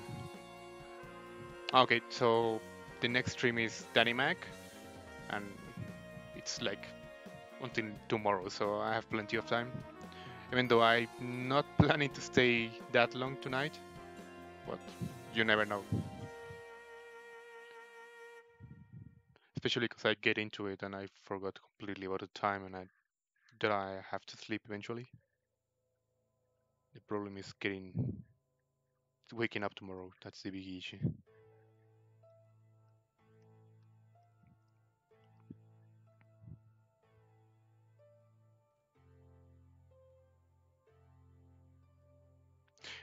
I was saying before that maybe this is going to be like my last stream with this character before finishing, but I'm not sure anymore. I actually thinking that I might be the one who finishes the character because I still have to finish the head, at least add the details that I want to. And Jose already did like his part. So maybe he will just add some details to his part of the mesh, and then start a new character.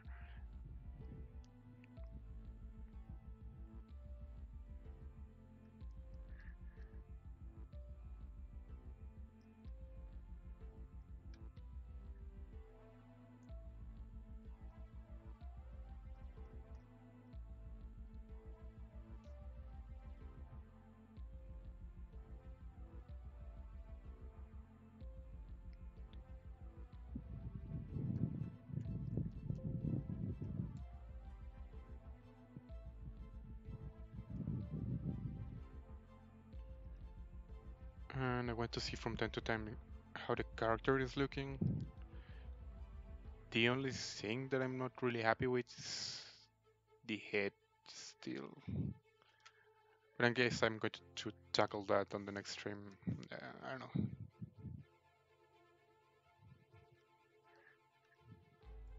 Right now I'm having a lot of fun creating like these organic shapes.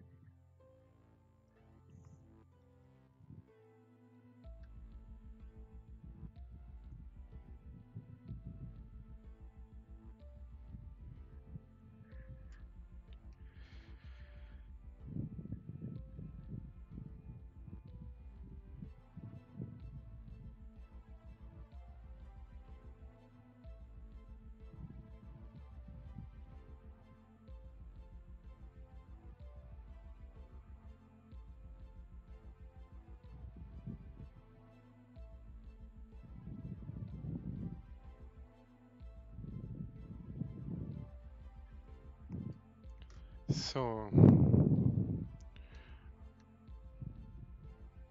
I just realized that I did a lot of sculpt. I have to do a lot of sculpting because now this part is massive. I mean, now this is almost the size of the entire body that we've been creating together. So I kind of screw up with that, but I like it. I mean,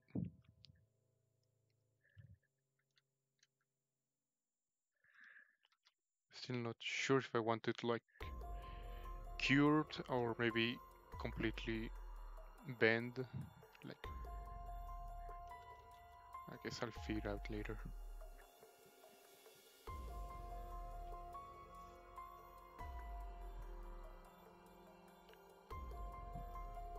So I'm gonna keep working just with the entire body, well, the lower part of the body isolated, so I don't get distracted seeing the different details I have to fix from the rest of the body, or well, from the head that I did before. Actually, I'm going to isolate even more. I'll focus just in these arms.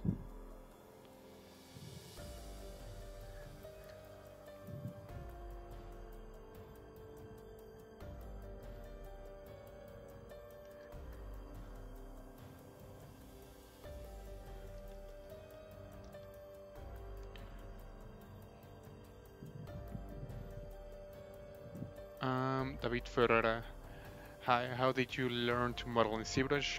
Courses, books, senpai. um, I actually started from the webpage of ZBrush, the C Classroom. Let me find a look. Um,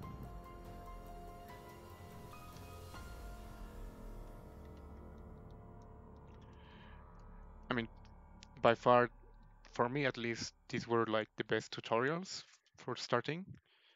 The ones from Pixelogic, because they actually explain everything, like what does this button do and why. And one of the things that I like from ZBrush is that you are actually able to do like like the same thing, but with different methods. Like there are plenty of ways to attack the same problem, and they, at least in the ZBrush classroom tutorials, which are free, that's even better. Um, they try to do that to explain different methods of using the software.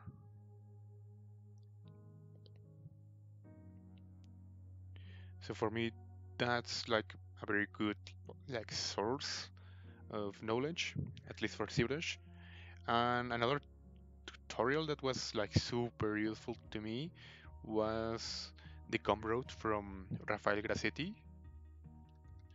Like the anatomy bundle was like, I don't remember how much is it, but it's worth it. I mean, it's not even expensive, and at least for human anatomy, it's a must have, at least for me.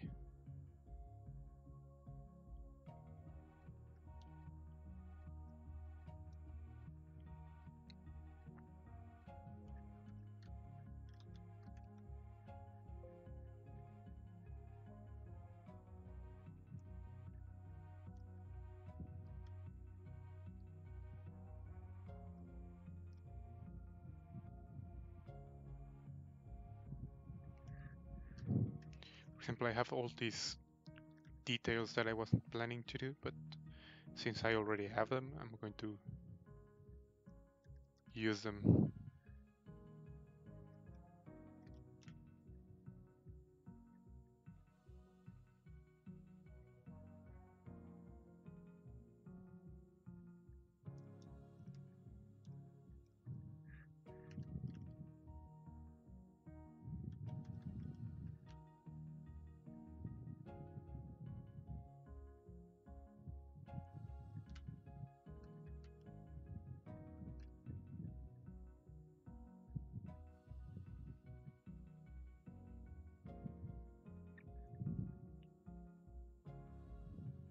There's still a lot of work.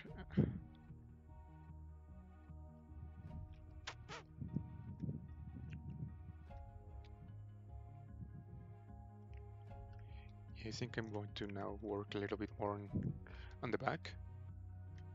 At least define some of the forms so it doesn't look so rough. So one of the things I have to keep in mind is that the design right now, it's, even though it's supposed to be like an exoskeleton insectoid body, it's covering flesh. I mean, it's supposed to be like smooth. So that's why I have like all these organic wrinkles everywhere, even though it's supposed to be like an insect.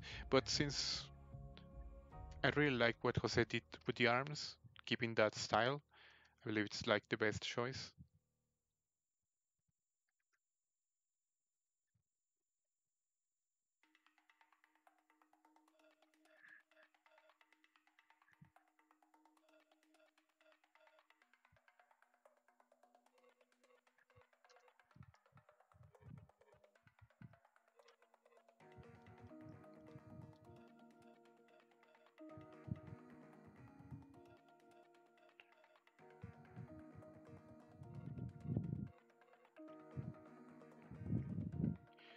Maher, do you design any jewelry? Yeah, I've done like many of them.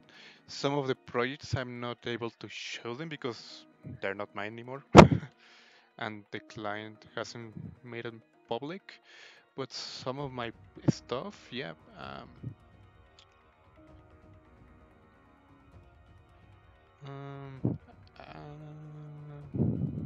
me take a look. Mm, yeah, I don't have.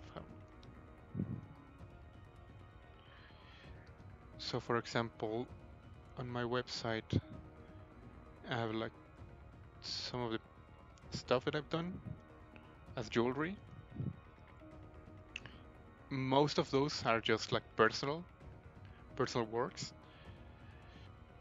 But one of those like stuff that I wasn't expecting to use ZBrush for.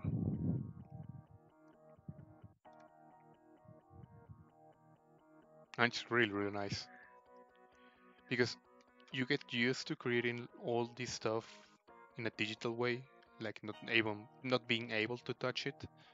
Once you print some of your work, it's a different experience.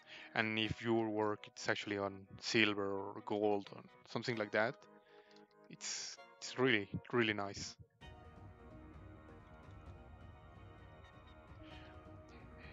Oh, $22. Yeah, it's totally worth buying and investing those $22 on the tutorials. I mean, for me, it was super useful because he actually breaks down the anatomy into several shapes that are easy to remember, especially in the arm. I was having like a lot of issues, and that tutorial, my sculptures, I believe, got better just by looking at that tutorial.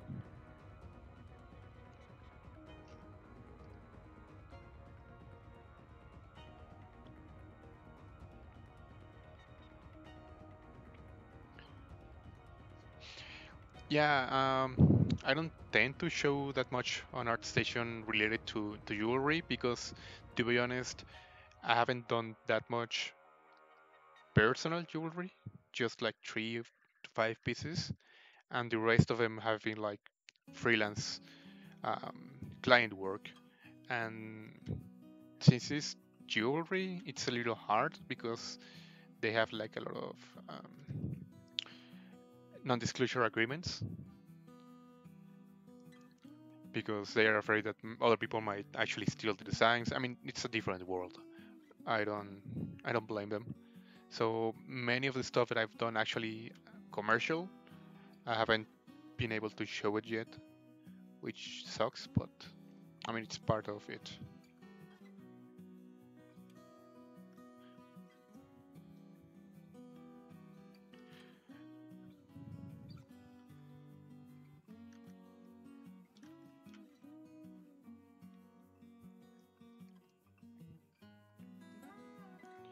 The bone, I don't remember really well how did I bend the bone, but right now it's super easy because I made it like 2 years ago maybe. But right now it's really easy. I mean, for example, I have this one. For example, imagine this is the bone, right? What I can do right now is go here into bend arc, and start playing with the modifiers, right? And this will actually, it's actually like I don't know if you actually use 3ds Max, but 3ds Max have like a list of different modifiers that will affect the geometry. And ZBrush now has these modifiers where I find it pretty useful for this stuff. When I did the bone, they didn't exist, so I'm pretty sure I did that manually. But now we have these modifiers, and they're pretty cool. So once you are actually happy with the result of the modifier, and plus they're non-destructive, meaning that, for example, if I decide to go all the way to the end, and at the end I decide no, it doesn't look that right, I can actually move this up, and we'll go back to its original form. Once you are happy with the result, you go back to the gear up here and hit accept, and that's it. So that's how I actually did the bone, the bended bone. Oh, see you. Nos vemos, Nick. Que descanses. Gracias por estar aquí en el chat.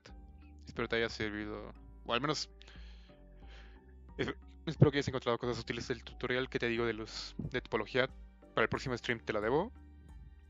Voy a trabajar para que ya no se vea solo ZBrush en el OBS, sino también tengan otras opciones. Y igual puedo hacer un pequeño retopo de algún personaje, algo así, para el próximo stream.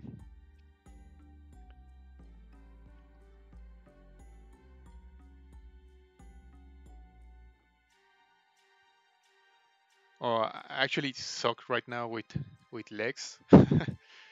My legs are still really bad, but I still need to practice more on them.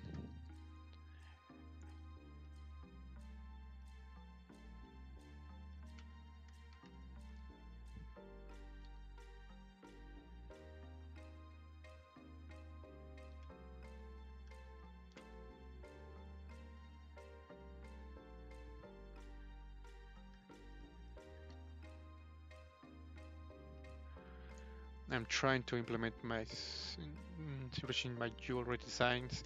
Yeah, I mean, it's super useful. At least for me, I took a like a master class of jewelry. No, it's not a master, bueno, like a course of jewelry, like traditional sculpting in wax jewelry. And after that, I did like the jewelry inside ZBrush, and I'm like, it's way easier to be honest. You have like the timeline, which is like if you ever commit a mistake, you are able to go back and fix it. It's great. You don't have that with wax.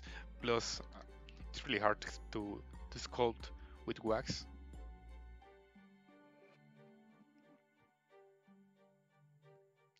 Yep, bend arc. It's super simple.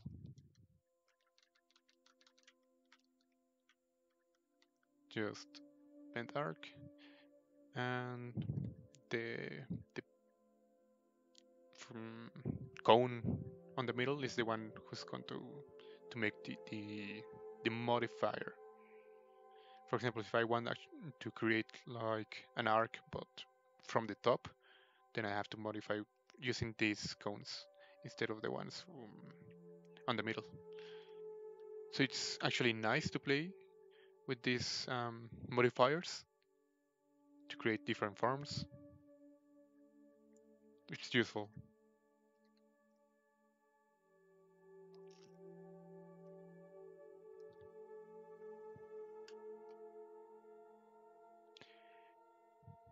Hey, Auxar TV, how are you? Welcome. Welcome, welcome.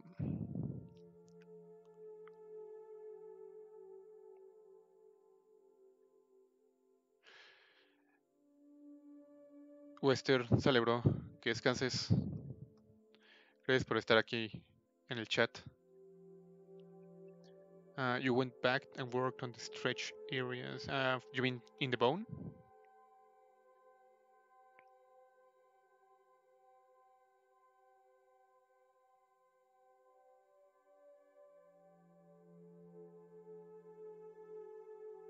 Yeah, I mean, I've done some sculpture in clay and on mud and wax was really hard. It makes you appreciate more ZBrush and the digital world.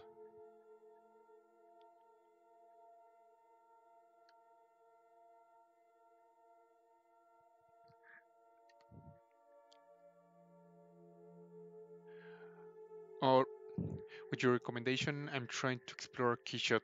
Oh, that's great, Nasaka. Nasaka is actually doing some also jewelry design inside ZBrush.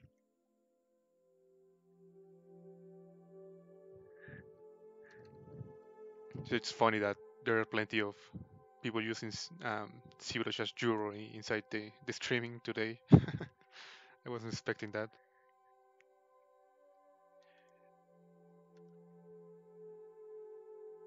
Have you liked it so far, Keyshot?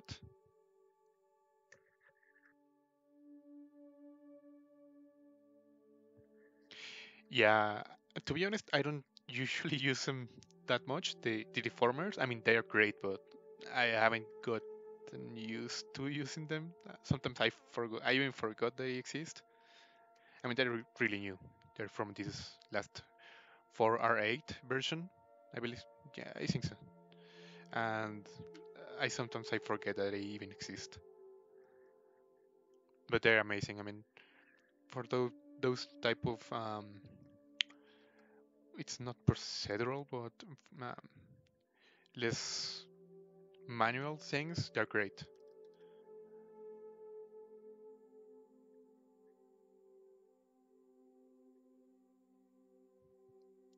Is there a way to keep the details after bending? No, I don't think so, because it's actually, as you said, it's stretching the mesh.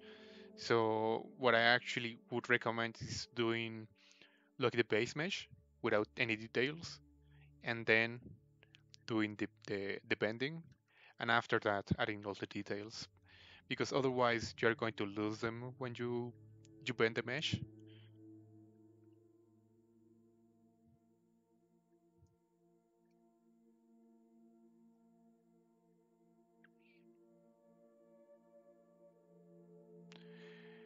I need more information how to create materials and finished.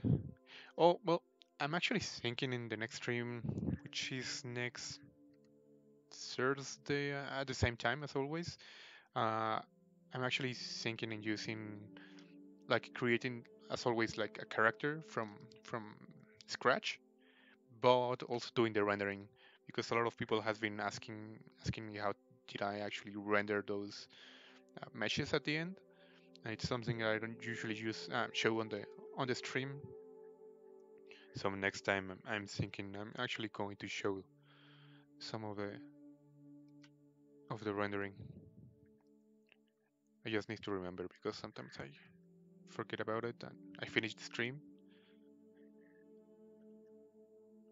So this part is also going to be like super fleshy, even though it's in insect and it's supposed to be like hard. I really like the idea it's supposed to be covered by this skin.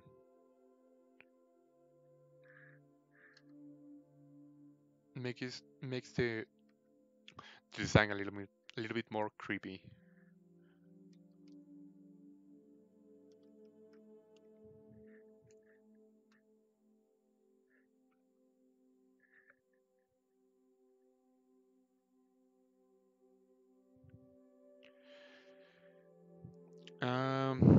Para el próximo streaming nos mostrarás cómo hacer una retopología bien compleja. Sí, o sea, no tendría ningún problema. Podría ser, digo, no sé si compleja, porque no nos daría el tiempo para literal hacer el personaje y luego hacerle un retopo y luego aparte renderear. Lo que se me ocurre es que podríamos hacer el personaje, podemos hacer el retopo a cierta parte, alguna parte del cuerpo, para que entiendan cuál es mi proceso al menos para hacer el retopo, y lo rendereo.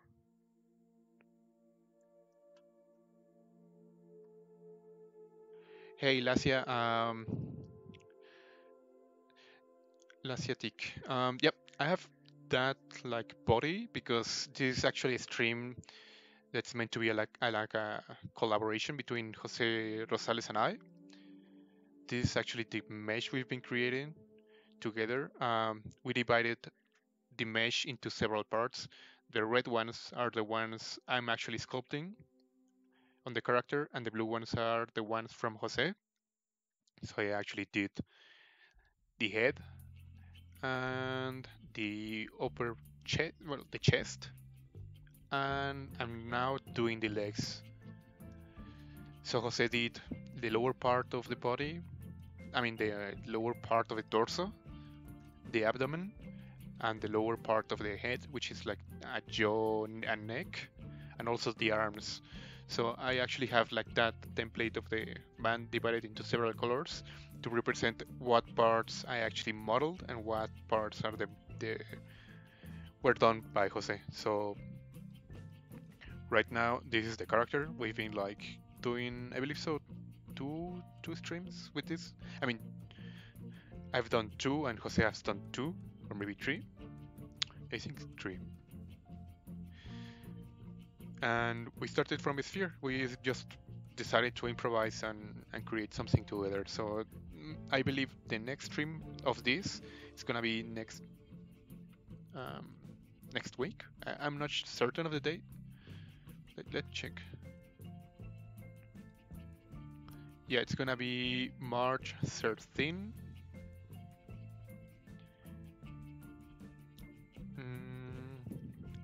I think it's Tuesday. I think so. I'm not certain.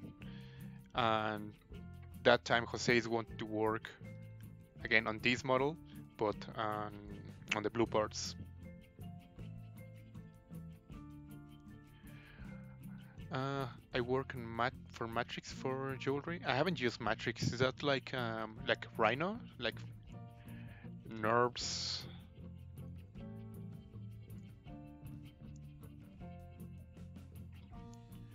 Hey Gonzalo, es más rápido el streaming ahí en YouTube. Ahora sí que no sabría cómo. No sé si alguno se ve un poco más lagueado o algo por el estilo. O si hay mucha diferencia entre el streaming de Twitch o el de Facebook o el de YouTube.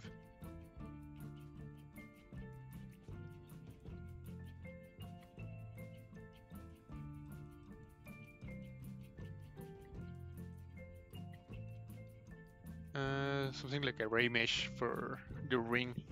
Yeah, there's some cool effects that you can actually achieve with array mesh. I haven't done anything like that with sculpture, to be honest. I mean for sculpture for jewelry. Mainly of the work that I've done for jewelry, it's been like sculpture, like not very hard surfacey abstract stuff, like very organic, like animals or statues, stuff like that. But I might actually have to try array mesh for that. It's okay. I mean, it's part of the streaming. I actually like it more when I have conversations inside the streaming. It's not really that distracting. It's one of the reasons that I actually like more hearing to podcast and people talking instead of music. At least I find it more interesting.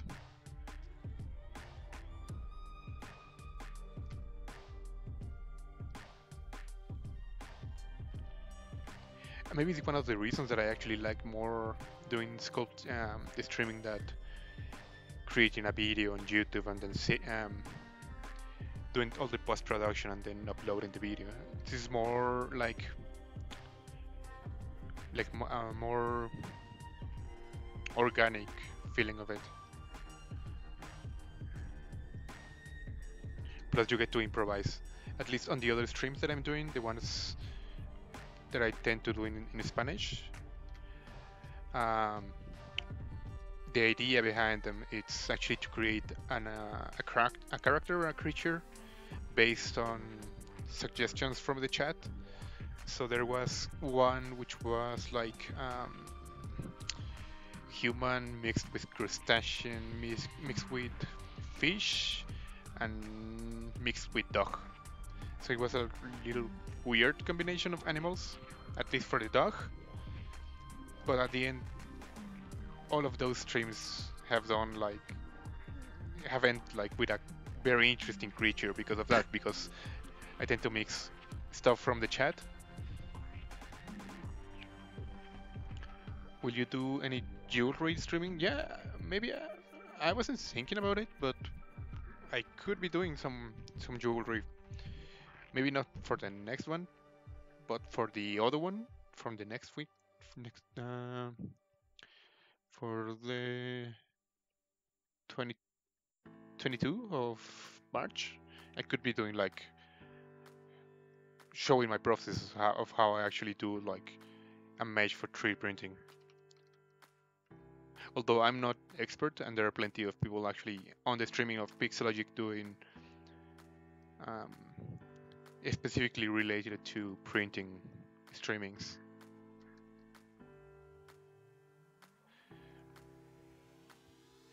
I believe Sergey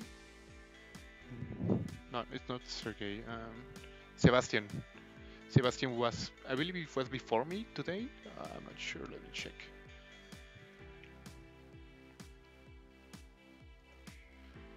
Mm.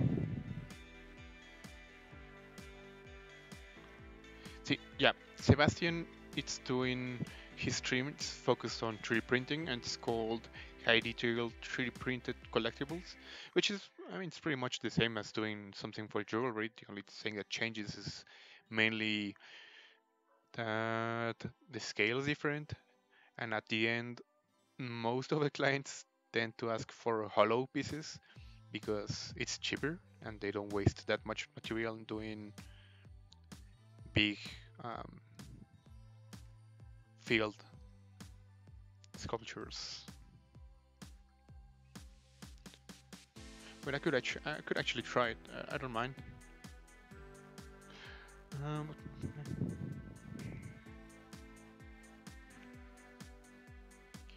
sí, pues para el próximo stream podría hacerlo. Te digo, no me molesta. Y si hay gente interesada en eso, pues sí,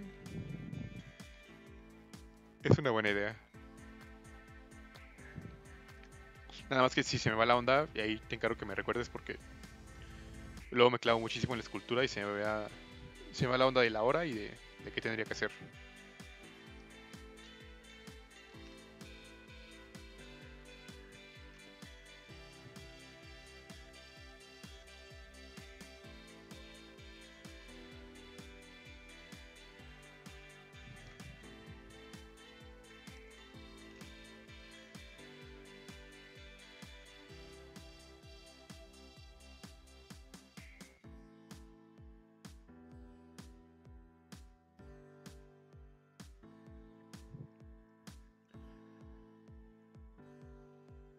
Hey Pika, how are you, bro?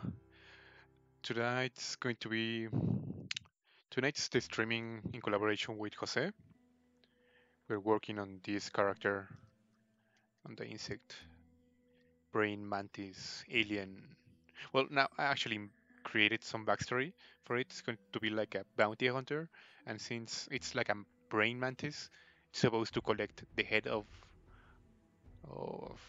different aliens to eat them later as a praying mantis. So what I'm thinking is having like maybe some type of maybe a bag, something like some type of structure. So yeah, you could actually have like all the heads right here. It's gonna be super interesting. Maybe this part is way too long.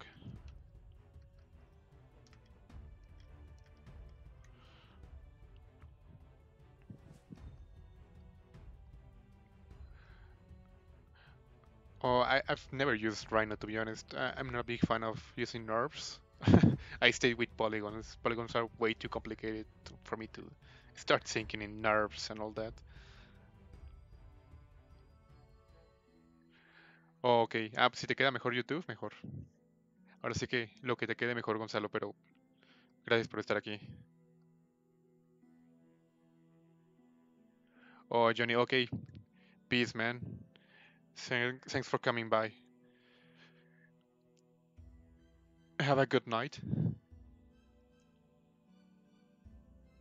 That looks professional. Amazing. Thanks, Daniel. Thanks, bro.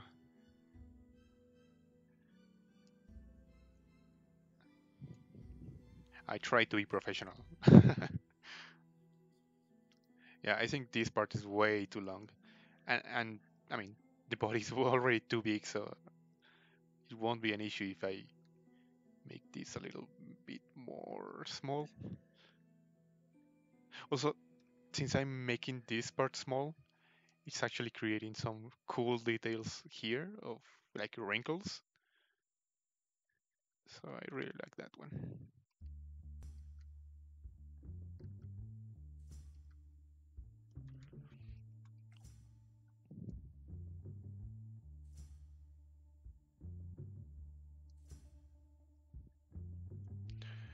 I'm encountering a problem when I'm using the brush. It suddenly changes the one I'm doing snapped into the next one. Uh, I haven't heard of that problem before. Do you have like your brushes with different hotkeys? Mm, Before the program crashed later, nah, I mean before, a couple of an hour ago, I believe so. I was also having some issues with the brushes. I have like the hotkeys with the numbers assigned to different brushes, and while I was changing the brushes, some of the brushes weren't changing. For example, there was one that's meant to be like move, and it wasn't doing the move brush. It was doing like, I don't know, the standard, the standard. So it was a little weird. And then the computer crashed. So, well, not the computer, the software. So I'm not sure I will be able to help you with that. Akhenaton Ramses. I actually like your name. Akhenaton.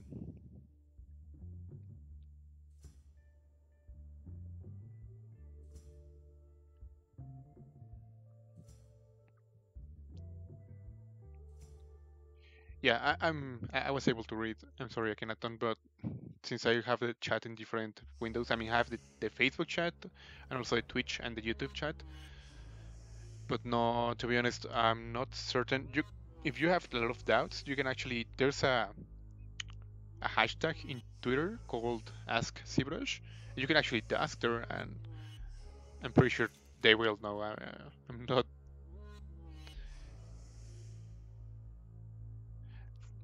Thomas Russell has some cool 3D printing bits there. Yeah, yeah, he actually did or was doing some cool Star Wars stuff for 3D printing. For the summit last year, he actually made a Kylo Ren mask completely 3D printed, and it looks like completely. I mean, like the one you can actually buy, like the expensive one, not the cheap one. It looked really good. And I was looking the other time at his streaming, and he was doing that. I believe it's like I'm sorry, Kylo Ren lightsaber, which was also 3D printed, like everything. So he has a lot of cool stuff for 3D printing.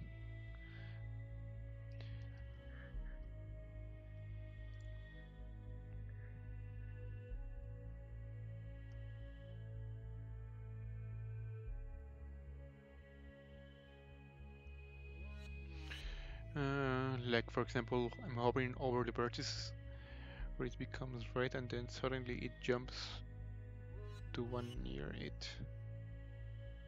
No, I haven't encountered that problem with my computer before. Um, I don't know. Sometimes it has some issues with the Wacom drivers. Maybe something related to that. I'm sorry. I'm not really certain about. I'm just guessing.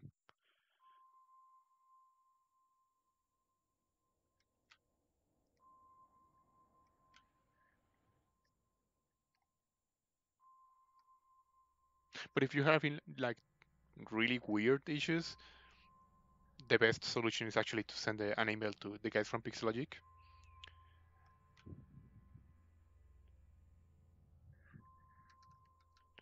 They're like super open to that type of stuff, to helping you with any type of issues that you are having. Because I've never heard of that one before. So I'm sorry, Akhenaton. Hey Edwin, better late than never, my friend. ¿Cómo te va, bro?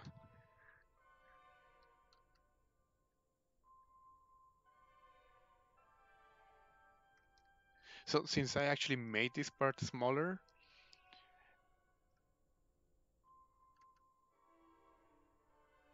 oops, I played with the timeline.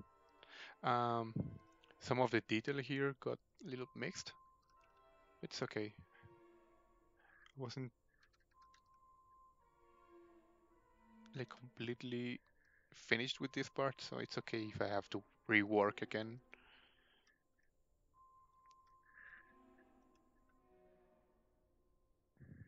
I believe it works better like this.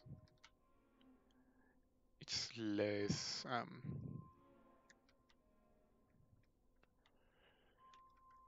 it's more the center of the gravity of the creature is more centered, and it's not that large creature. I mean, since before it had like the tail so large, it was really distracting. At least you weren't able to concentrate here, which is like the main part of the body.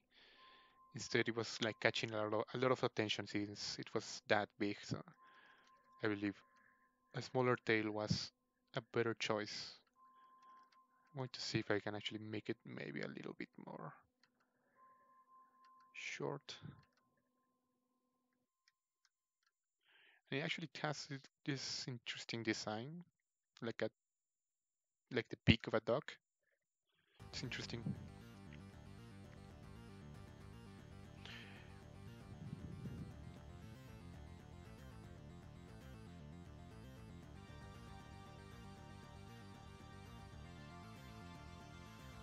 Yeah, I mean with aux, I mean it's probably I'm just guessing probably an issue with the tablet.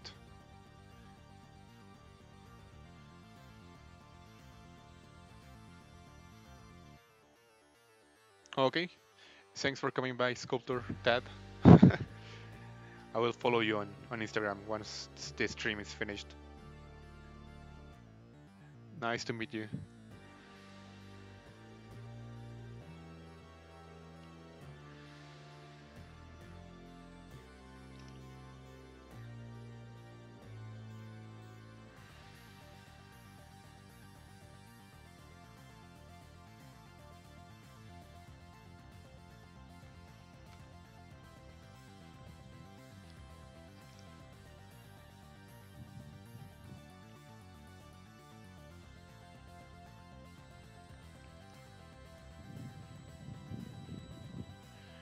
So I believe I'm going to start detailing this. I don't know what time is it. It's not that late. I think I'm going to stay a little bit more. I really want to see if I will be able to change the head that I already did. Hopefully I will, because I'm not really happy with it. It keeps distracting me.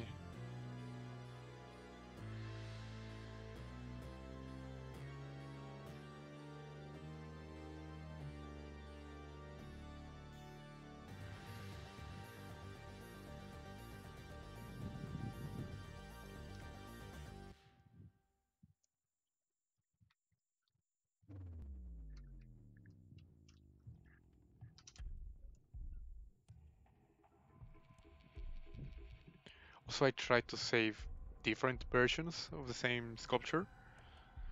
So if something happens and the file gets all crazy with me, I will be able to have a early, previous version.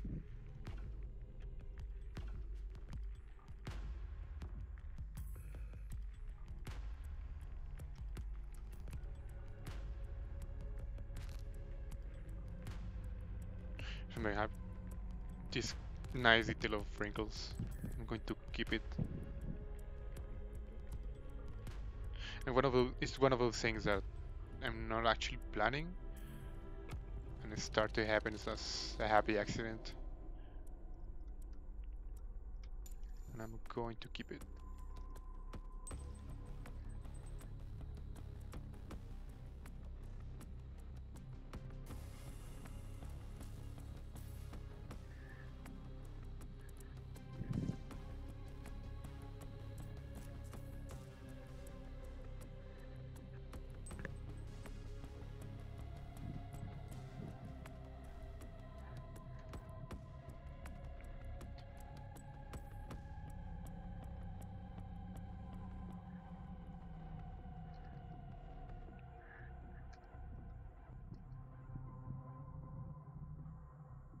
The other thing of working with a lower top resolution before is that I don't have to modify anything that much right now because I already have the design, or most of it. So I don't have to improvise that much anymore.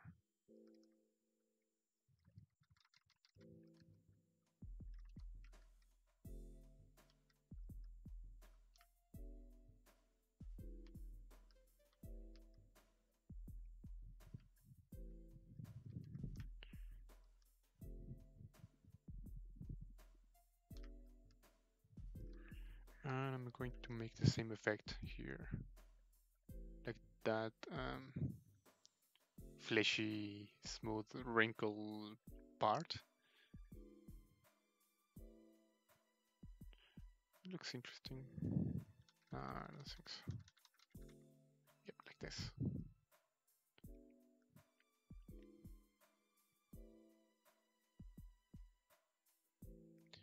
Hey David, ¿qué onda, bro? Bien, ya me late más el cuerpo. Dejamos un poco la idea de cerca atrás. Y ahora sí tiene el cuerpo más de como de Mantis. Ya incluso tiene su propio backstory. Entonces era cosa que le cuenta un poco a José cuál es la idea, pero creo que ya se ve un poco más decente de lo que teníamos antes. Al menos en cuanto a lo que a mí me gustaba del modelo. Igual tengo que modificar todavía la cabeza. Que igual no va a ser tanta modificación. No sé. Los cuernos es lo que sigue sin gustarme.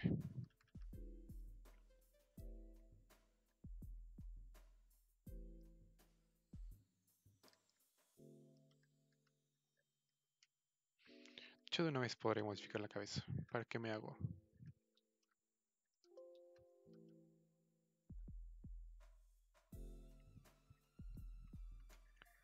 Oh, cool. Let me... I won't be able to... Ah, yeah. Able to open the link. It's sending me an error.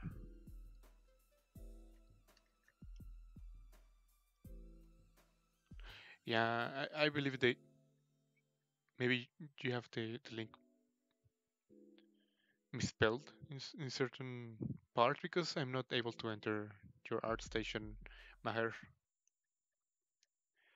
Ese mi render samurai. ¿Qué onda, bro? ¿Cómo estás?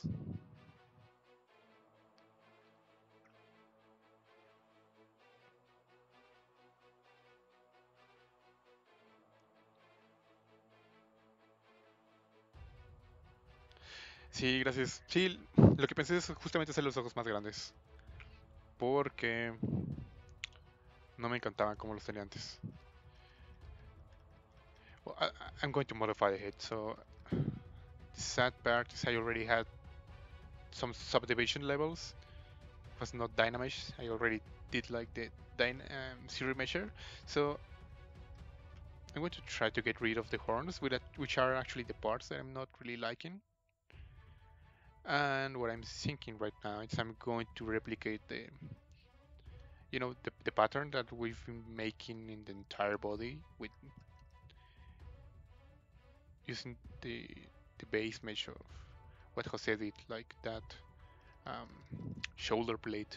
So I think I'm going to do that. I'm going to try to replicate that form, so it doesn't look. Maybe that's what I'm not liking from the horns, that it looks way too different from the rest of the body. I mean, horns are cool, but they don't always fit.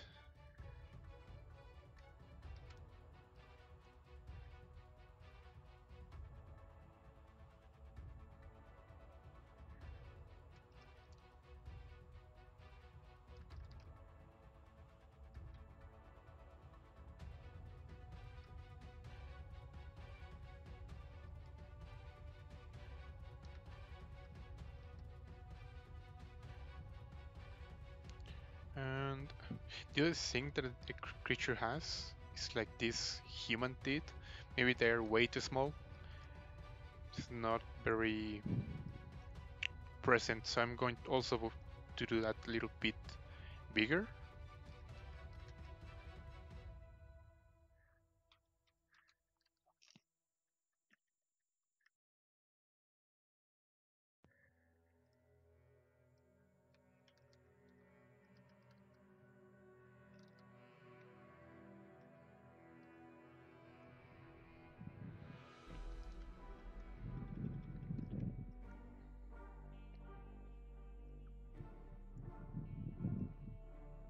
Yeah, I think I'm digging more this form.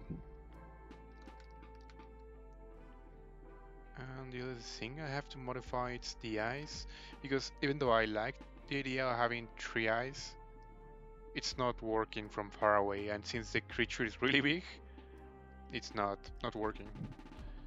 So I'm going to keep the big eyes for now.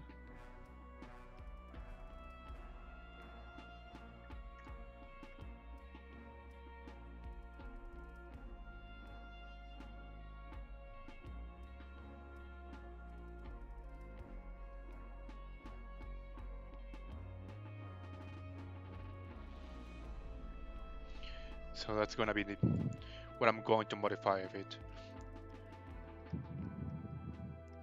Yeah, yeah. I believe that's the reason why I don't like the horns. They're way too different from the different. They're way too different from the rest of the body. It's not fitting into the design. Maybe if the rest of the body had like these horns, like these spikes that the head has, it would actually fit. But since it doesn't, I'd like to try make it less apparent.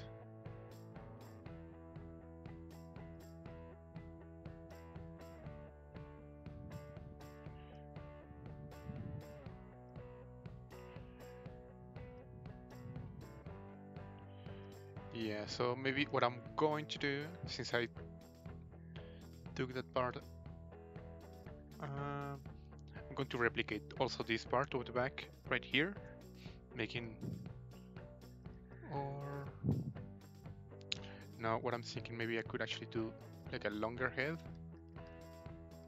maybe mimicking what Jose did with the tail, I mean with the wings. Yeah, maybe that's a good idea. I'm gonna finish this part.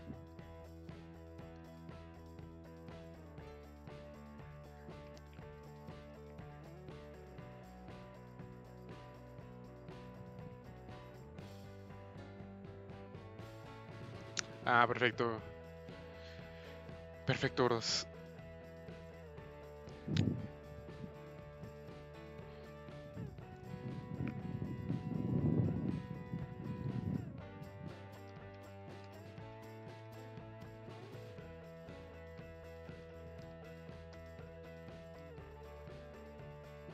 So I'm going to save it because it's necessary.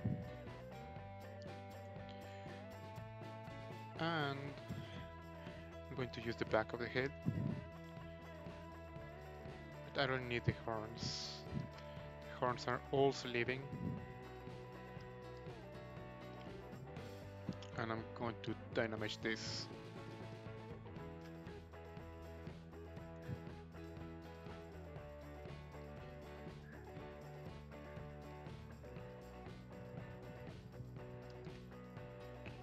It's way too powerful. Sometimes instead of smoothing everything, I try not to use that much smooth, or at least not with a lot of intensity. And to get rid of those parts, sometimes trim dynamic is more useful. It's like cutting. So something like this.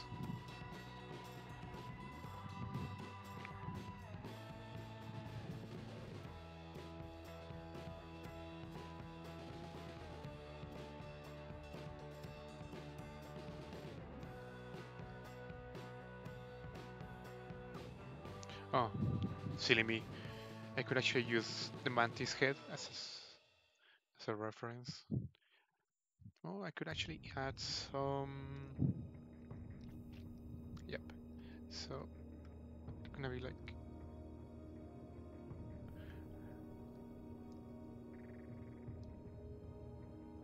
So I want to try with different shapes.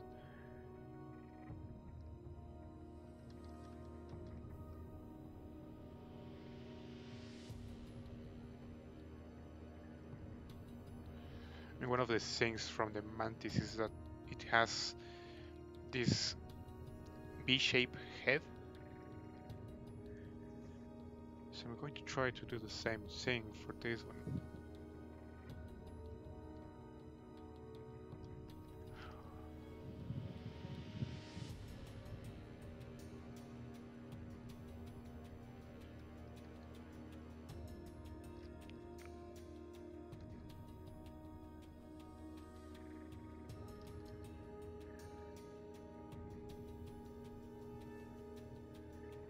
And maybe because of that I won't be needing this to be so big.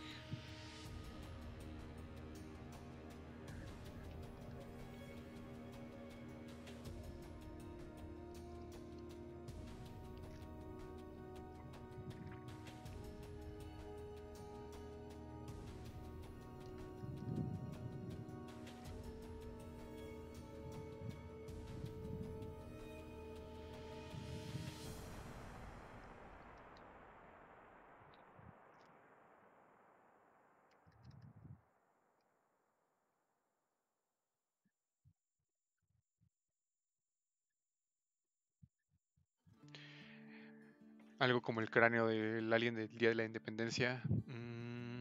A ver, déjalo busco porque no vi la nueva, la verdad.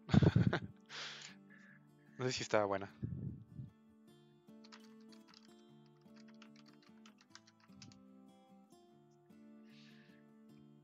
Recuerdo la viejita, pero no la recuerdo tan bien. Ah, ok, sí, sí es como lo que estaba pensando un poco. Bien, entonces gracias, bro. Sí, no sé, lo que estaba pensando es igual y no hacerlo tan predominante la cabeza, más hacerla como la de la mantis, más, digamos, horizontal.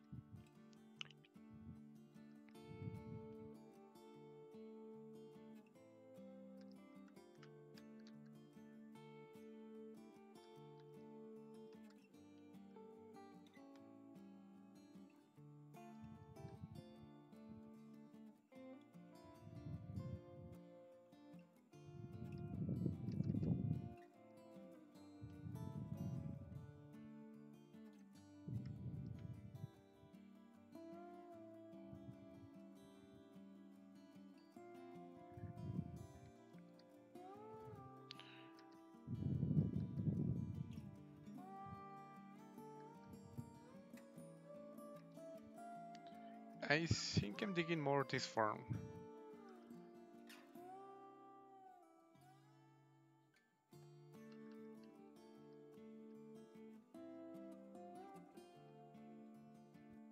Ah, I almost forgot about the teeth, which I'm going to make them bigger.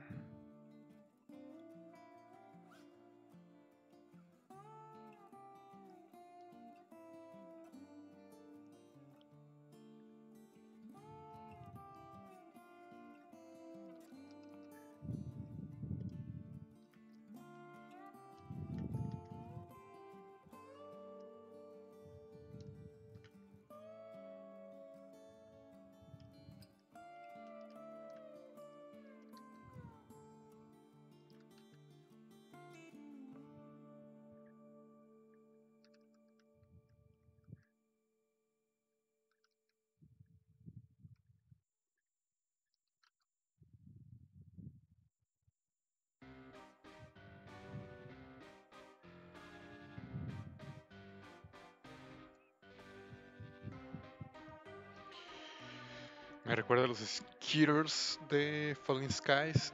Ah, tampoco la he visto. Déjala busco.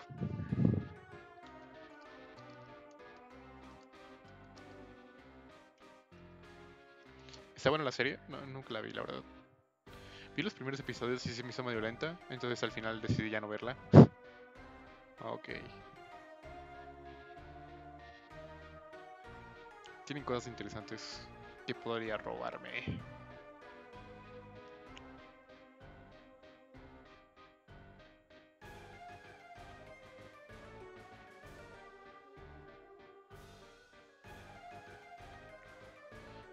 Ese Jaime, ¿qué onda, bro? ¿Cómo estás? ¿Cómo te vaya?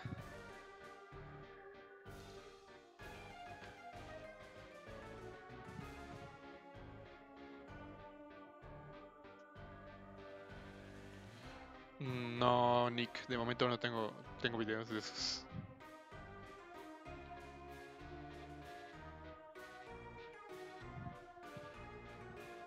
Voy a checar la serie Logos. No la ubicaba, pero la pondré en mi lista de series que tengo que ver eventualmente.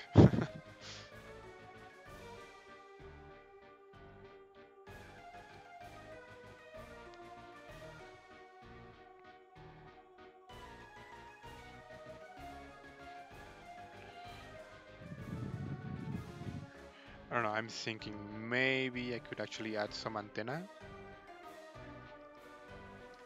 I keep adding stuff instead of finishing it. I hate it.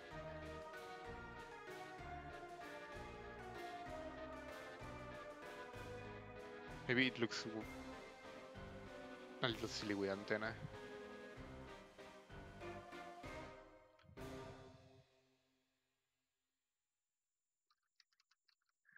What do you guys think? Nah, I think without antenna, right? I mean, it doesn't look really bad, but it doesn't look good.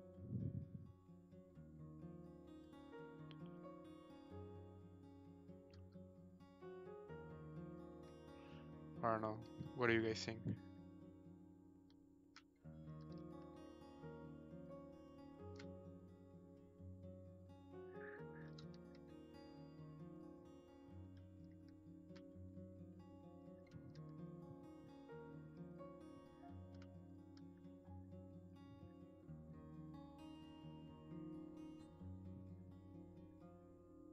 Oh, ok, Gonzalo. Sí, sí lo entiendo. Pues gracias por quedarte un buen rato. Que descanses.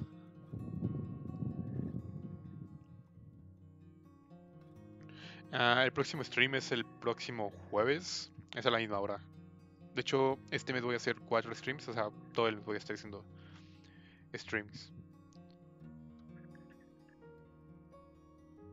Para hacer dos de estos de collab y dos de los míos de improvisación.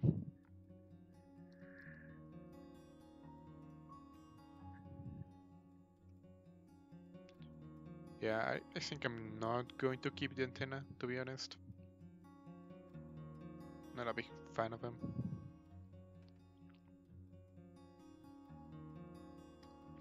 What I'm going to do is maybe this part, since I already have this separated as another subtool, so I'm going to use it to create. Maybe I was thinking some soft tissue like a brain. I'm going to try to see how it looks.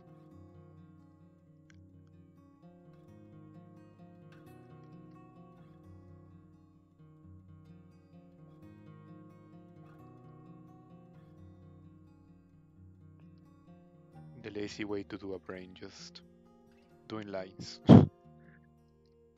Which I just want to see if it works. I mean, I'm not.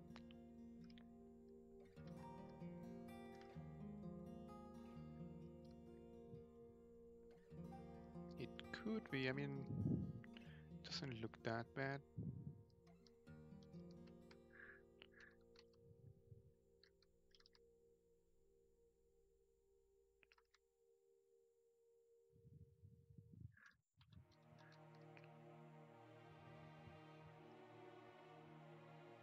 I mean, it doesn't make sense that the creature has like an armor, but it doesn't have any type of helmet with his brains popping out.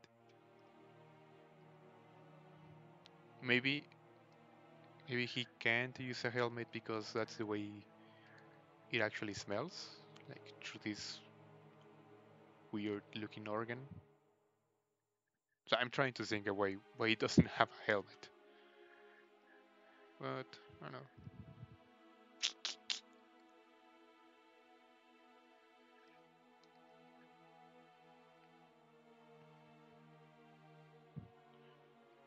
No usas pinch para las antenas. No, no, realmente lo que hice fue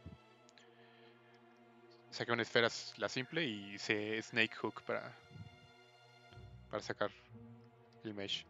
Y eso se puede comentar, está todo feo. Entonces lo que hice al final fue un poco de inflar, el de inflate.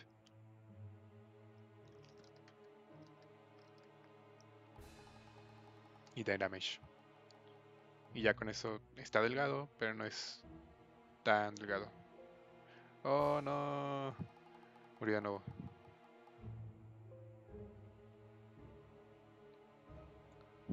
Second time. Chale, cuídate, Gonzalo. Que descanses.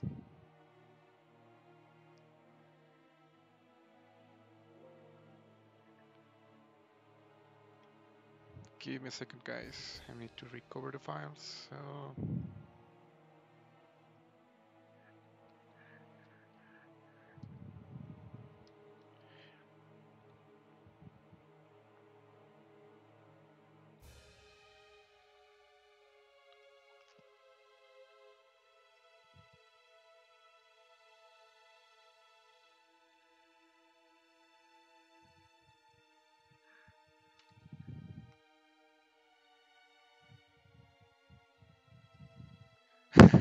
No, no pasa nada. Afortunadamente siempre estoy guardando como en diferentes versiones. Entonces no se perdió nada.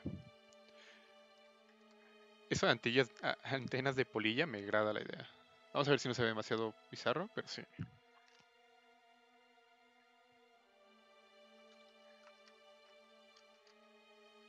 Moth, antena.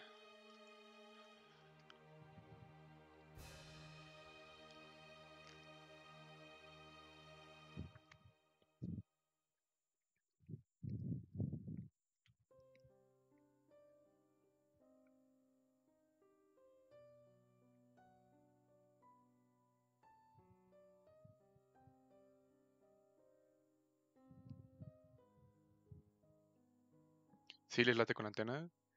Pues puedo hacerlo de la polilla a ver cómo se ve. So I'm going to try to give it like some type of moth antenna to see how it looks.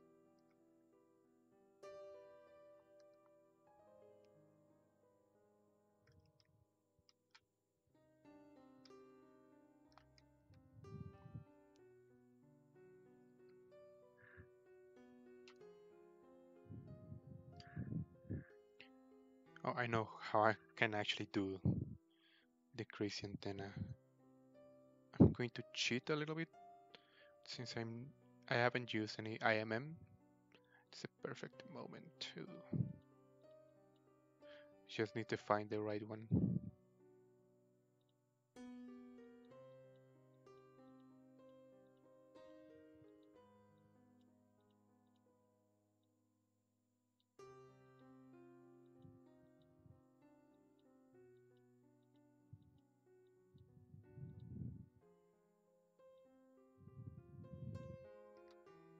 It's not that one.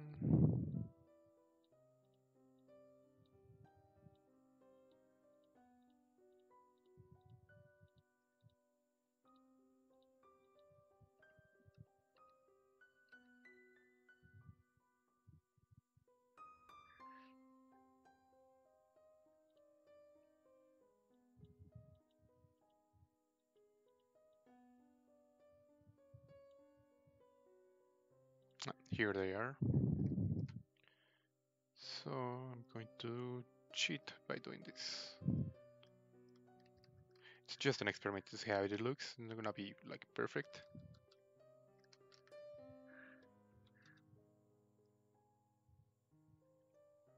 Let me take a look at the antenna. It looks like a rabbit ears.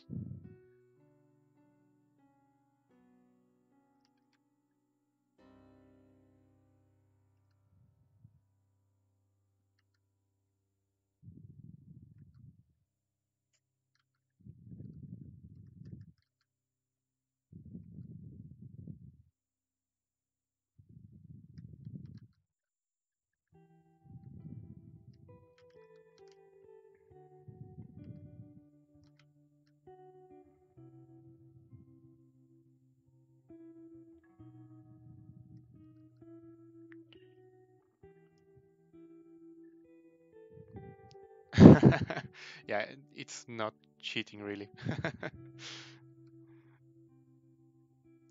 I love using IMM, especially for hard surface. It's life-saving and time-saving strategy. But I don't know.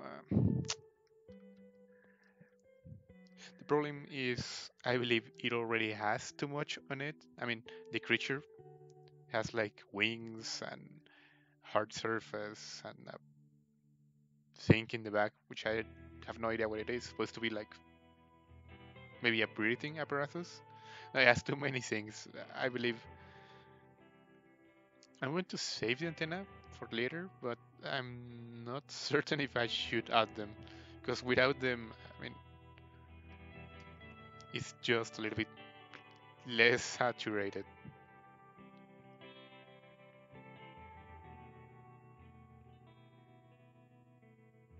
Maybe the thing in the back, I'm not going to use it either. Just going to stay with some.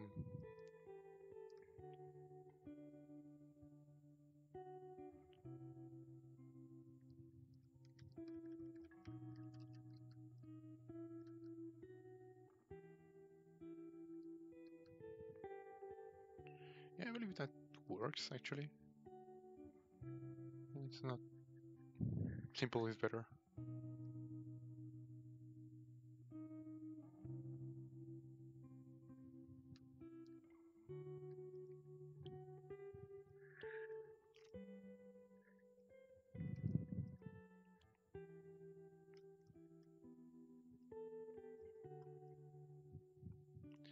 Hey Benjamin, thank you.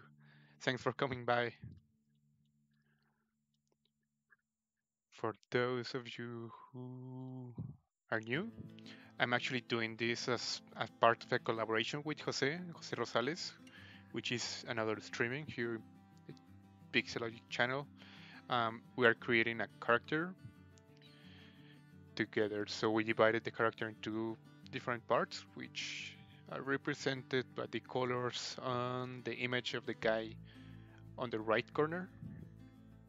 Oh, it's how we actually divided the character. So the red parts, it's what I actually sculpted, which is the top of the head, the upper part of the torso, which is the chest, and I have to finish the legs, which is the other part I meant to finish today. And Jose did the jaw and the neck and the belly, oh, and the arms. So we've been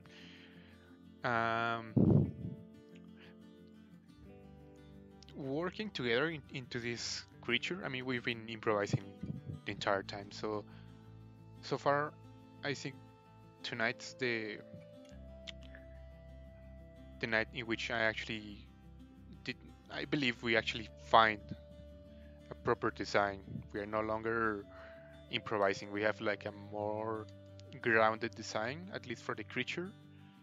So we'll see what happens next.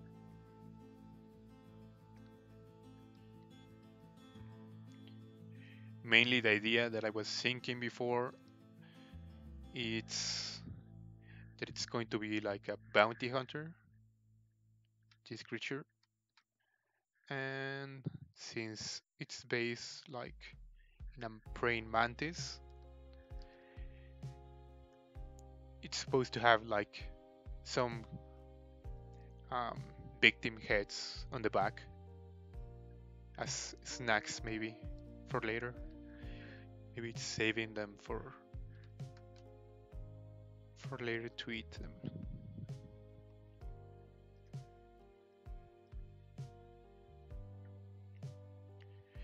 Hey, renamed card, thank you very much. Thanks for passing by.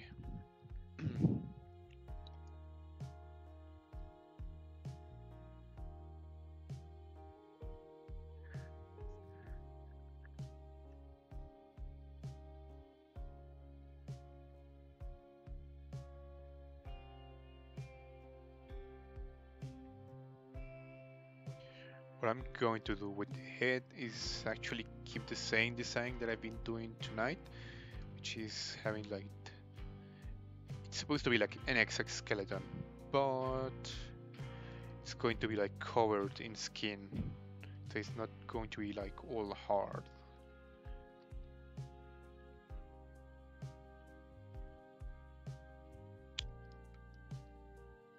Oh, I almost forgot. I'm going to leave Jose a present. So I'm going to save this.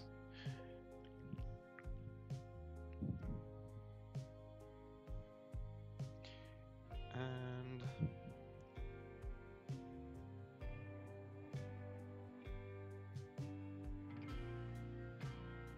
going to create some text.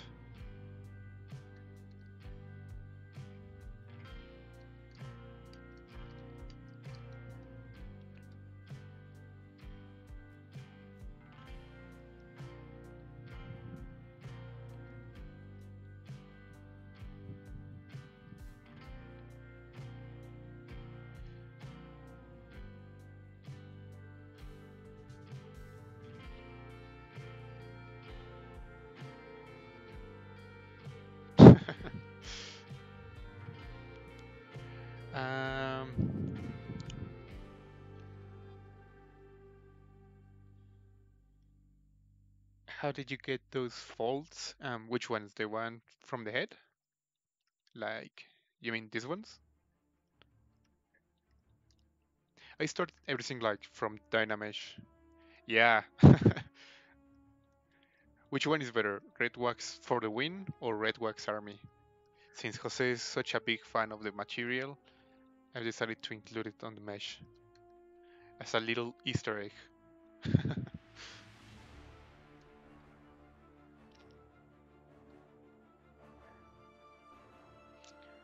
It's gonna be Red Wax for life.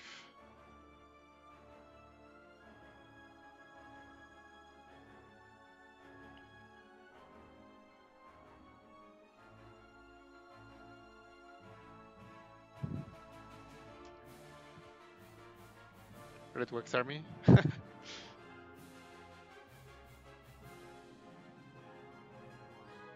I'm gonna leave it like that right now.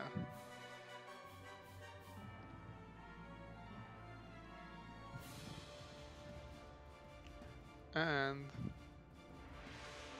let's add our little gift to Jose.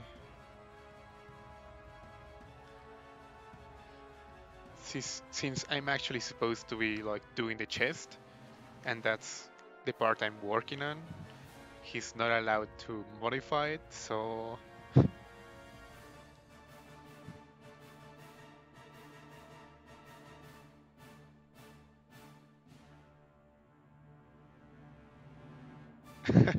yeah, maybe it's like an entire nest of um, mantis bounty hunter red wax army lovers.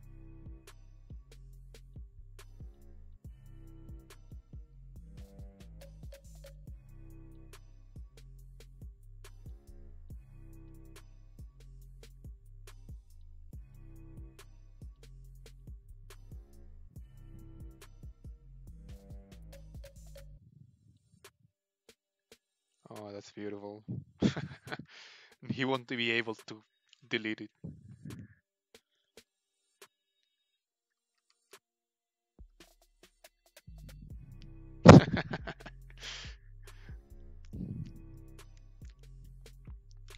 Red Wax Ultimate Warrior.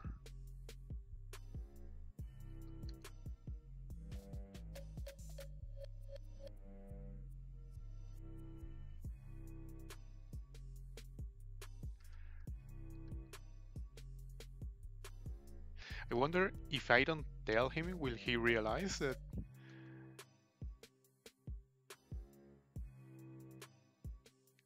I actually added this beautiful Easter egg? Because I know he loves red wax.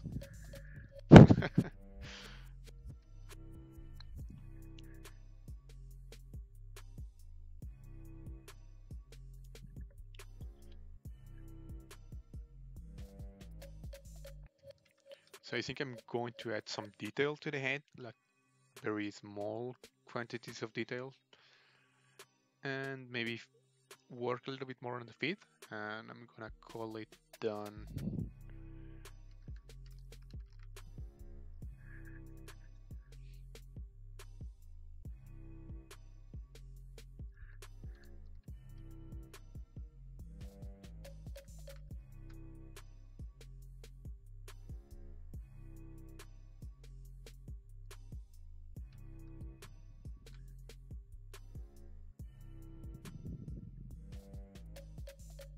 Yeah, because he actually left a present for me. Last time he actually was using the mesh.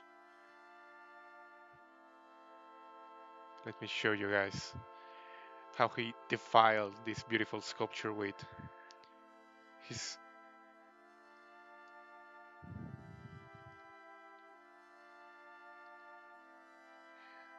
So I'm not able to delete it since it's in his um, part of the body, but mine is more classy.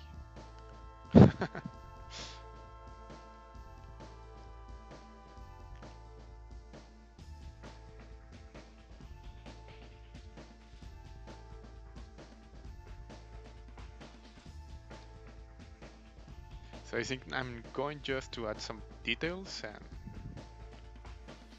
yeah, because the legs are very rough. So I'm gonna work on them a little bit more.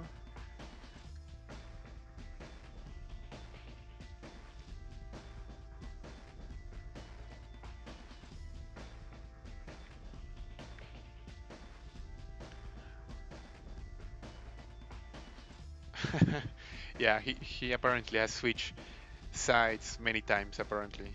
He's a traitor. He tells a story of love and hate.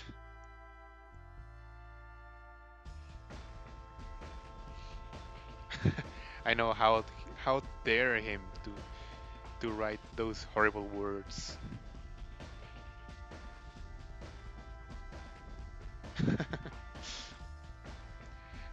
Red wax for the win. Sí, igual y pongo otro. Podría poner varios escondidos en alguna parte.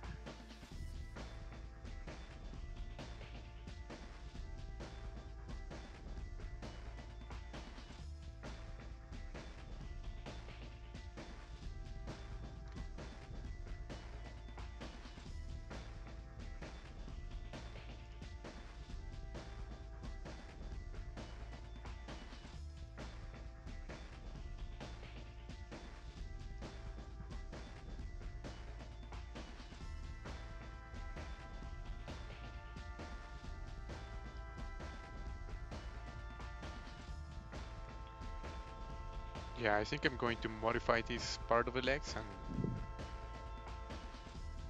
I'm gonna call it done for tonight.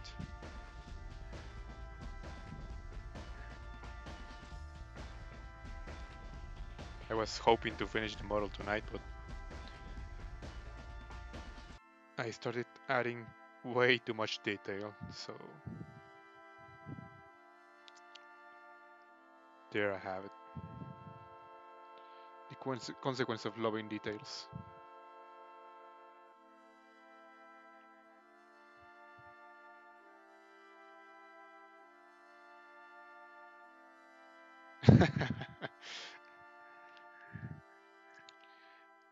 The terrible tragedy of the stream.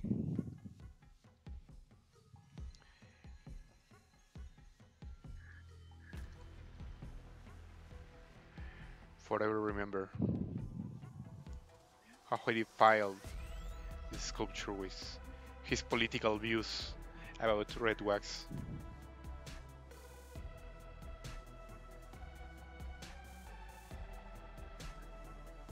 I'm on Twitch as Heretic Templar, like on the text on the bottom.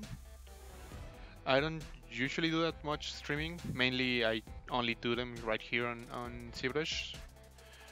But I'm planning to actually do them like maybe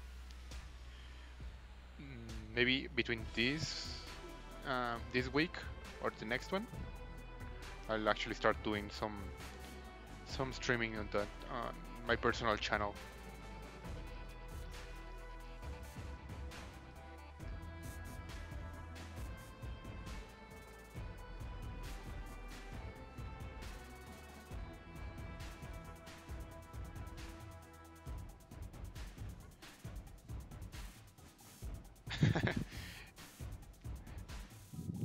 It's been holding like a champ, even though ZBrush has crashed like I believe it's 3 times tonight.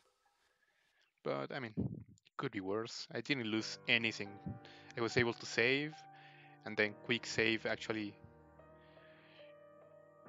stored some of the files that I wasn't able to save, so I didn't lose anything.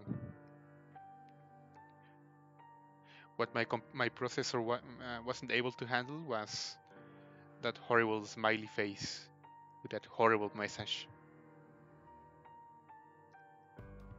That was disgusting.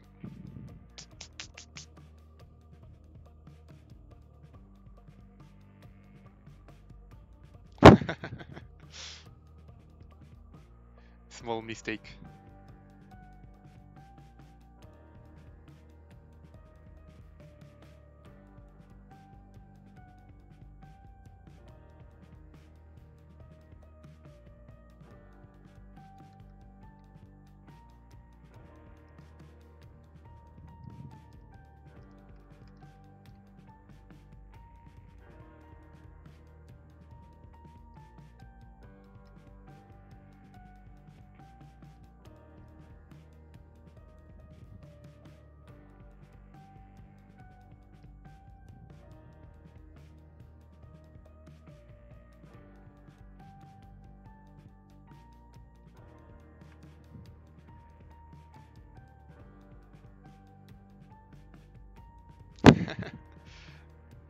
It's one of the good things of using ZBrush Core. To be honest, ZBrush doesn't tend to crash that much on me. However, since I'm doing the streaming, I believe that's one of the reasons. Because it only tends to crash during the streamings. And while doing like big operations like Decimation, series measure, stuff like that. So it's a little weird.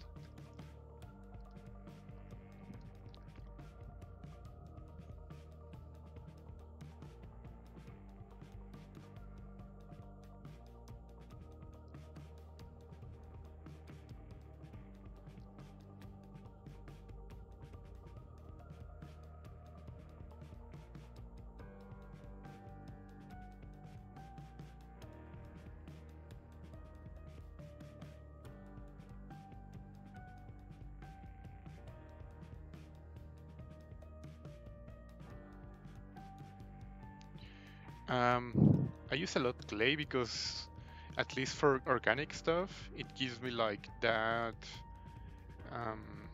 soft tissue look. For example, let me look part where to work, like right here. Okay, using clay gives me like this organic look, like soft tissue, muscle. It looks more organic, at least for me. I usually use Trim Dynamic to either delete stuff, make it a little more smooth without using actually smooth, because smooth tends to be very destructive over details. So I try to use Trim Dynamic for that, or for hard surface stuff. But I mainly use clay for that, for organic stuff. For example, here I try to define with DEM standard like the wrinkles, for example, here and here, right? And then with clay, what I'm going to do is give volume to those islands I created. And since it doesn't, it's not that strong, it's more subtle, it looks more organic. So the question for the people who is not in the Facebook, because right now I'm streaming over Facebook, Twitch, and YouTube, so there are plenty of questions in different platforms. The question was, I prefer using H-Polish instead of Trim Dynamic or Smooth. I see you use a lot of clay. Can I ask why? So that's why I actually use clay for mainly organic stuff, to give that irregular look. Like all this stuff, I believe clay is perfect for that.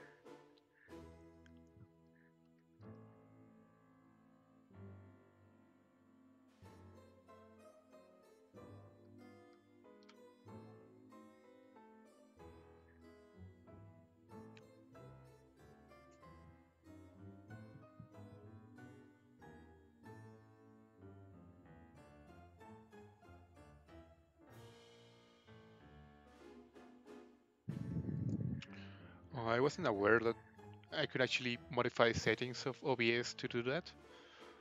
I'm gonna try it for sure next time. Thanks. Yeah, because it doesn't crash always, but I mean, for each stream, maybe 2 to 3 times ZBrush might actually crash. So it's not really that annoying, but I could actually lose work if I forget to save.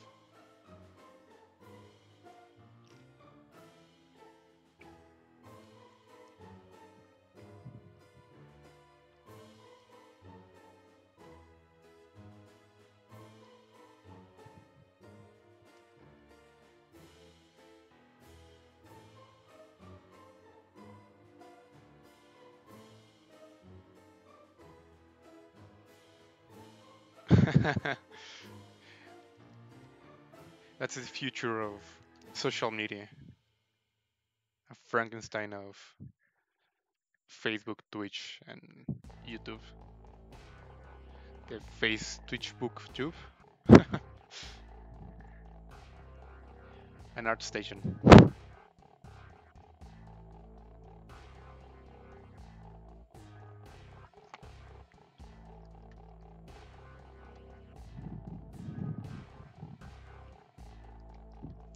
The funny part is this already looks like a character for itself. Actually, since no one is going to see it here, I might actually leave another message for Jose here.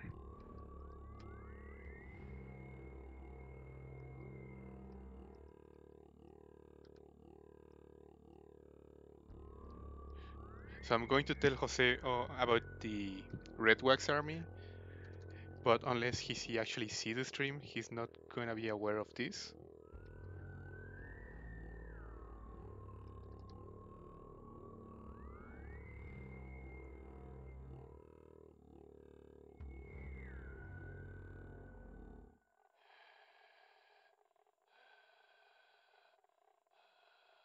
Let me see, is it visible? Nope.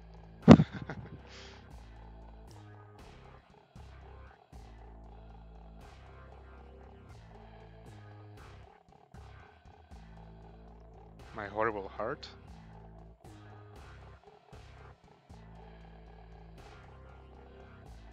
There it is. That looks like an apple instead of a heart. Let me give it one more try.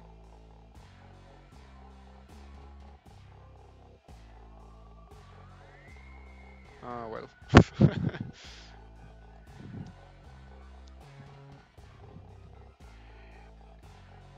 Hey, Marun, gracias.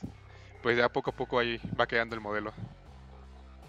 Ya casi está terminado. Solo faltan las piernas y unos detalles menores, pero yo creo que para la próxima ya, ahora sí va a estar completamente terminado.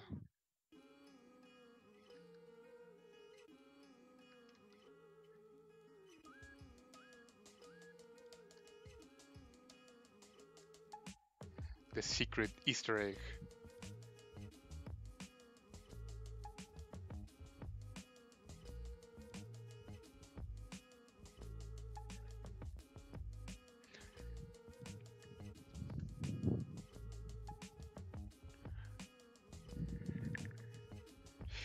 Yeah, it's a 1080. Yeah, I believe it's 1080, and I have, I believe it's 32 of RAM.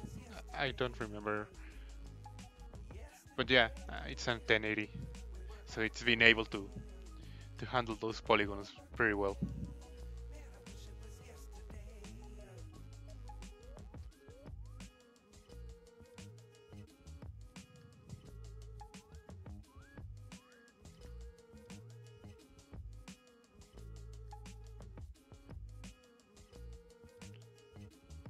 Yep, perfect. Oh, it's invisible.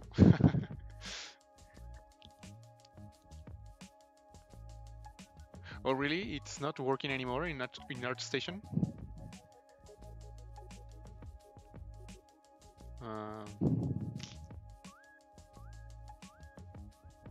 That sucks.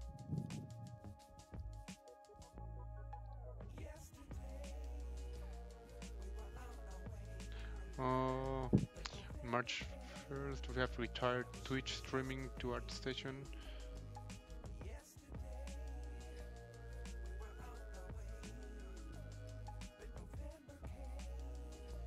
Oh, that's sad.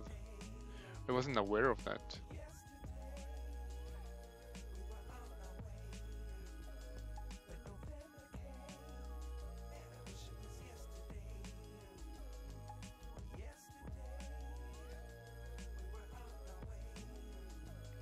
Oh well. I guess they're right. I mean, I didn't even realize the tab of streaming didn't exist anymore. So I guess they took the right decision.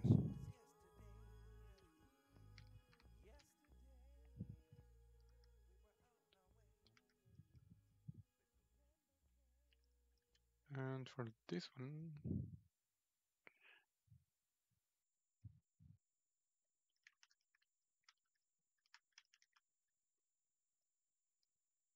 yeah, that's it.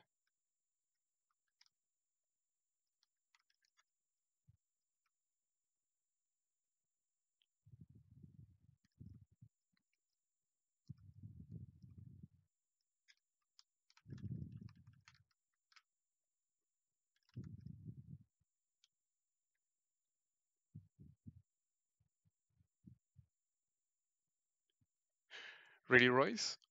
That's nice to hear.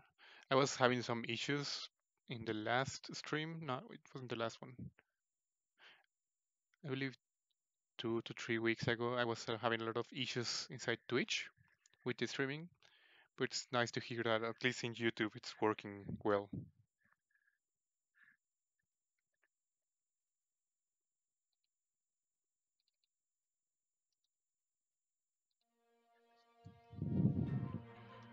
So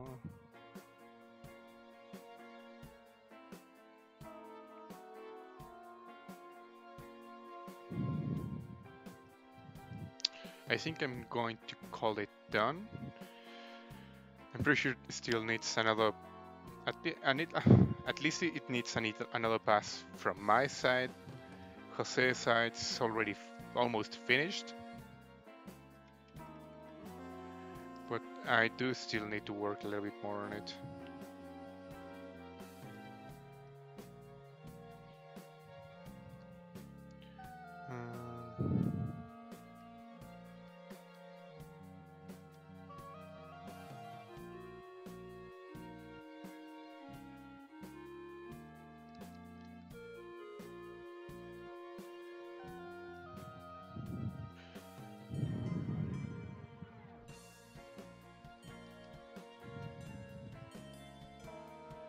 I'm just playing with the forms of this one to have a little bit more.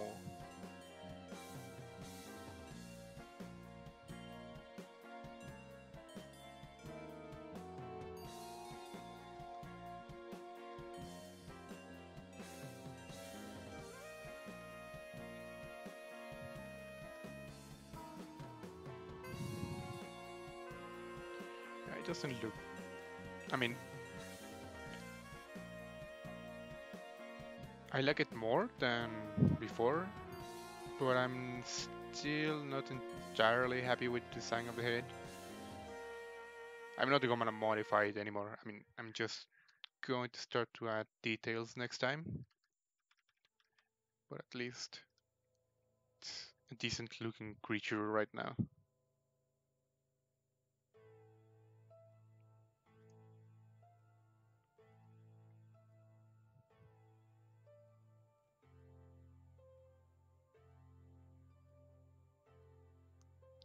Oh, yeah, it's probably saved on the quick save stuff. I'm not sure where it's located, to be honest. I think it's in documents, and there has to be like a ZBrush folder there on documents, on public documents.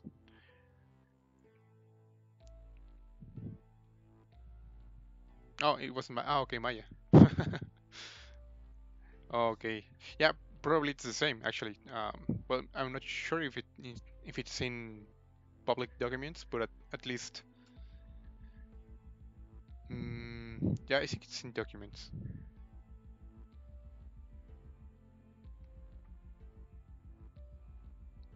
Oh, perfect. Yeah. Thanks for telling me that, Royce. I wasn't sure because well, last time some people were having like some issues with Twitch, but apparently not this time. So thanks for the head up. So I think I'm going to call it done for tonight.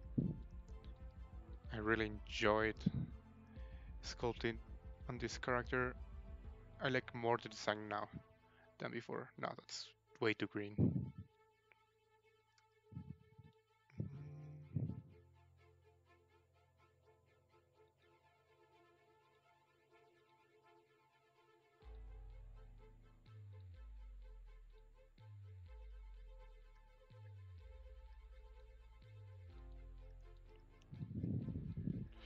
So the next stream, it's at least for this collaboration with Jose, it's going to be this 23. No, let me check. It's going to be the 13, and it's gonna be Jose's turn. He won't be able to modify that beautiful Red Wax Army text, and luckily, well, I'm pretty sure he won't notice that little present I have for him. What his love for Red Wax. But if he actually is able to find it, he won't be able to modify it. So it's a win-win for me. Thanks a lot, guys, for staying here in the Twitch and on YouTube and on Facebook. It's been great. I had like a lot of fun with all the chat.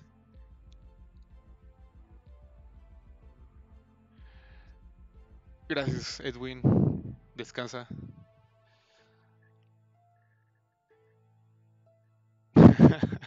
Yeah, same on this. I have a lot of issues, but Twitch it's not one of them.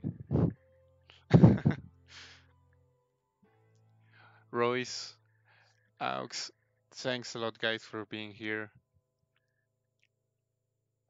Um, yep, that's it for me. Um, Down here you can see my social media, and see you next Thursday, which is going to be just sketching for fun, creating some creature, and probably I'm going to be doing some quick retopo and some rendering. So until then, thank you guys. Have a good night.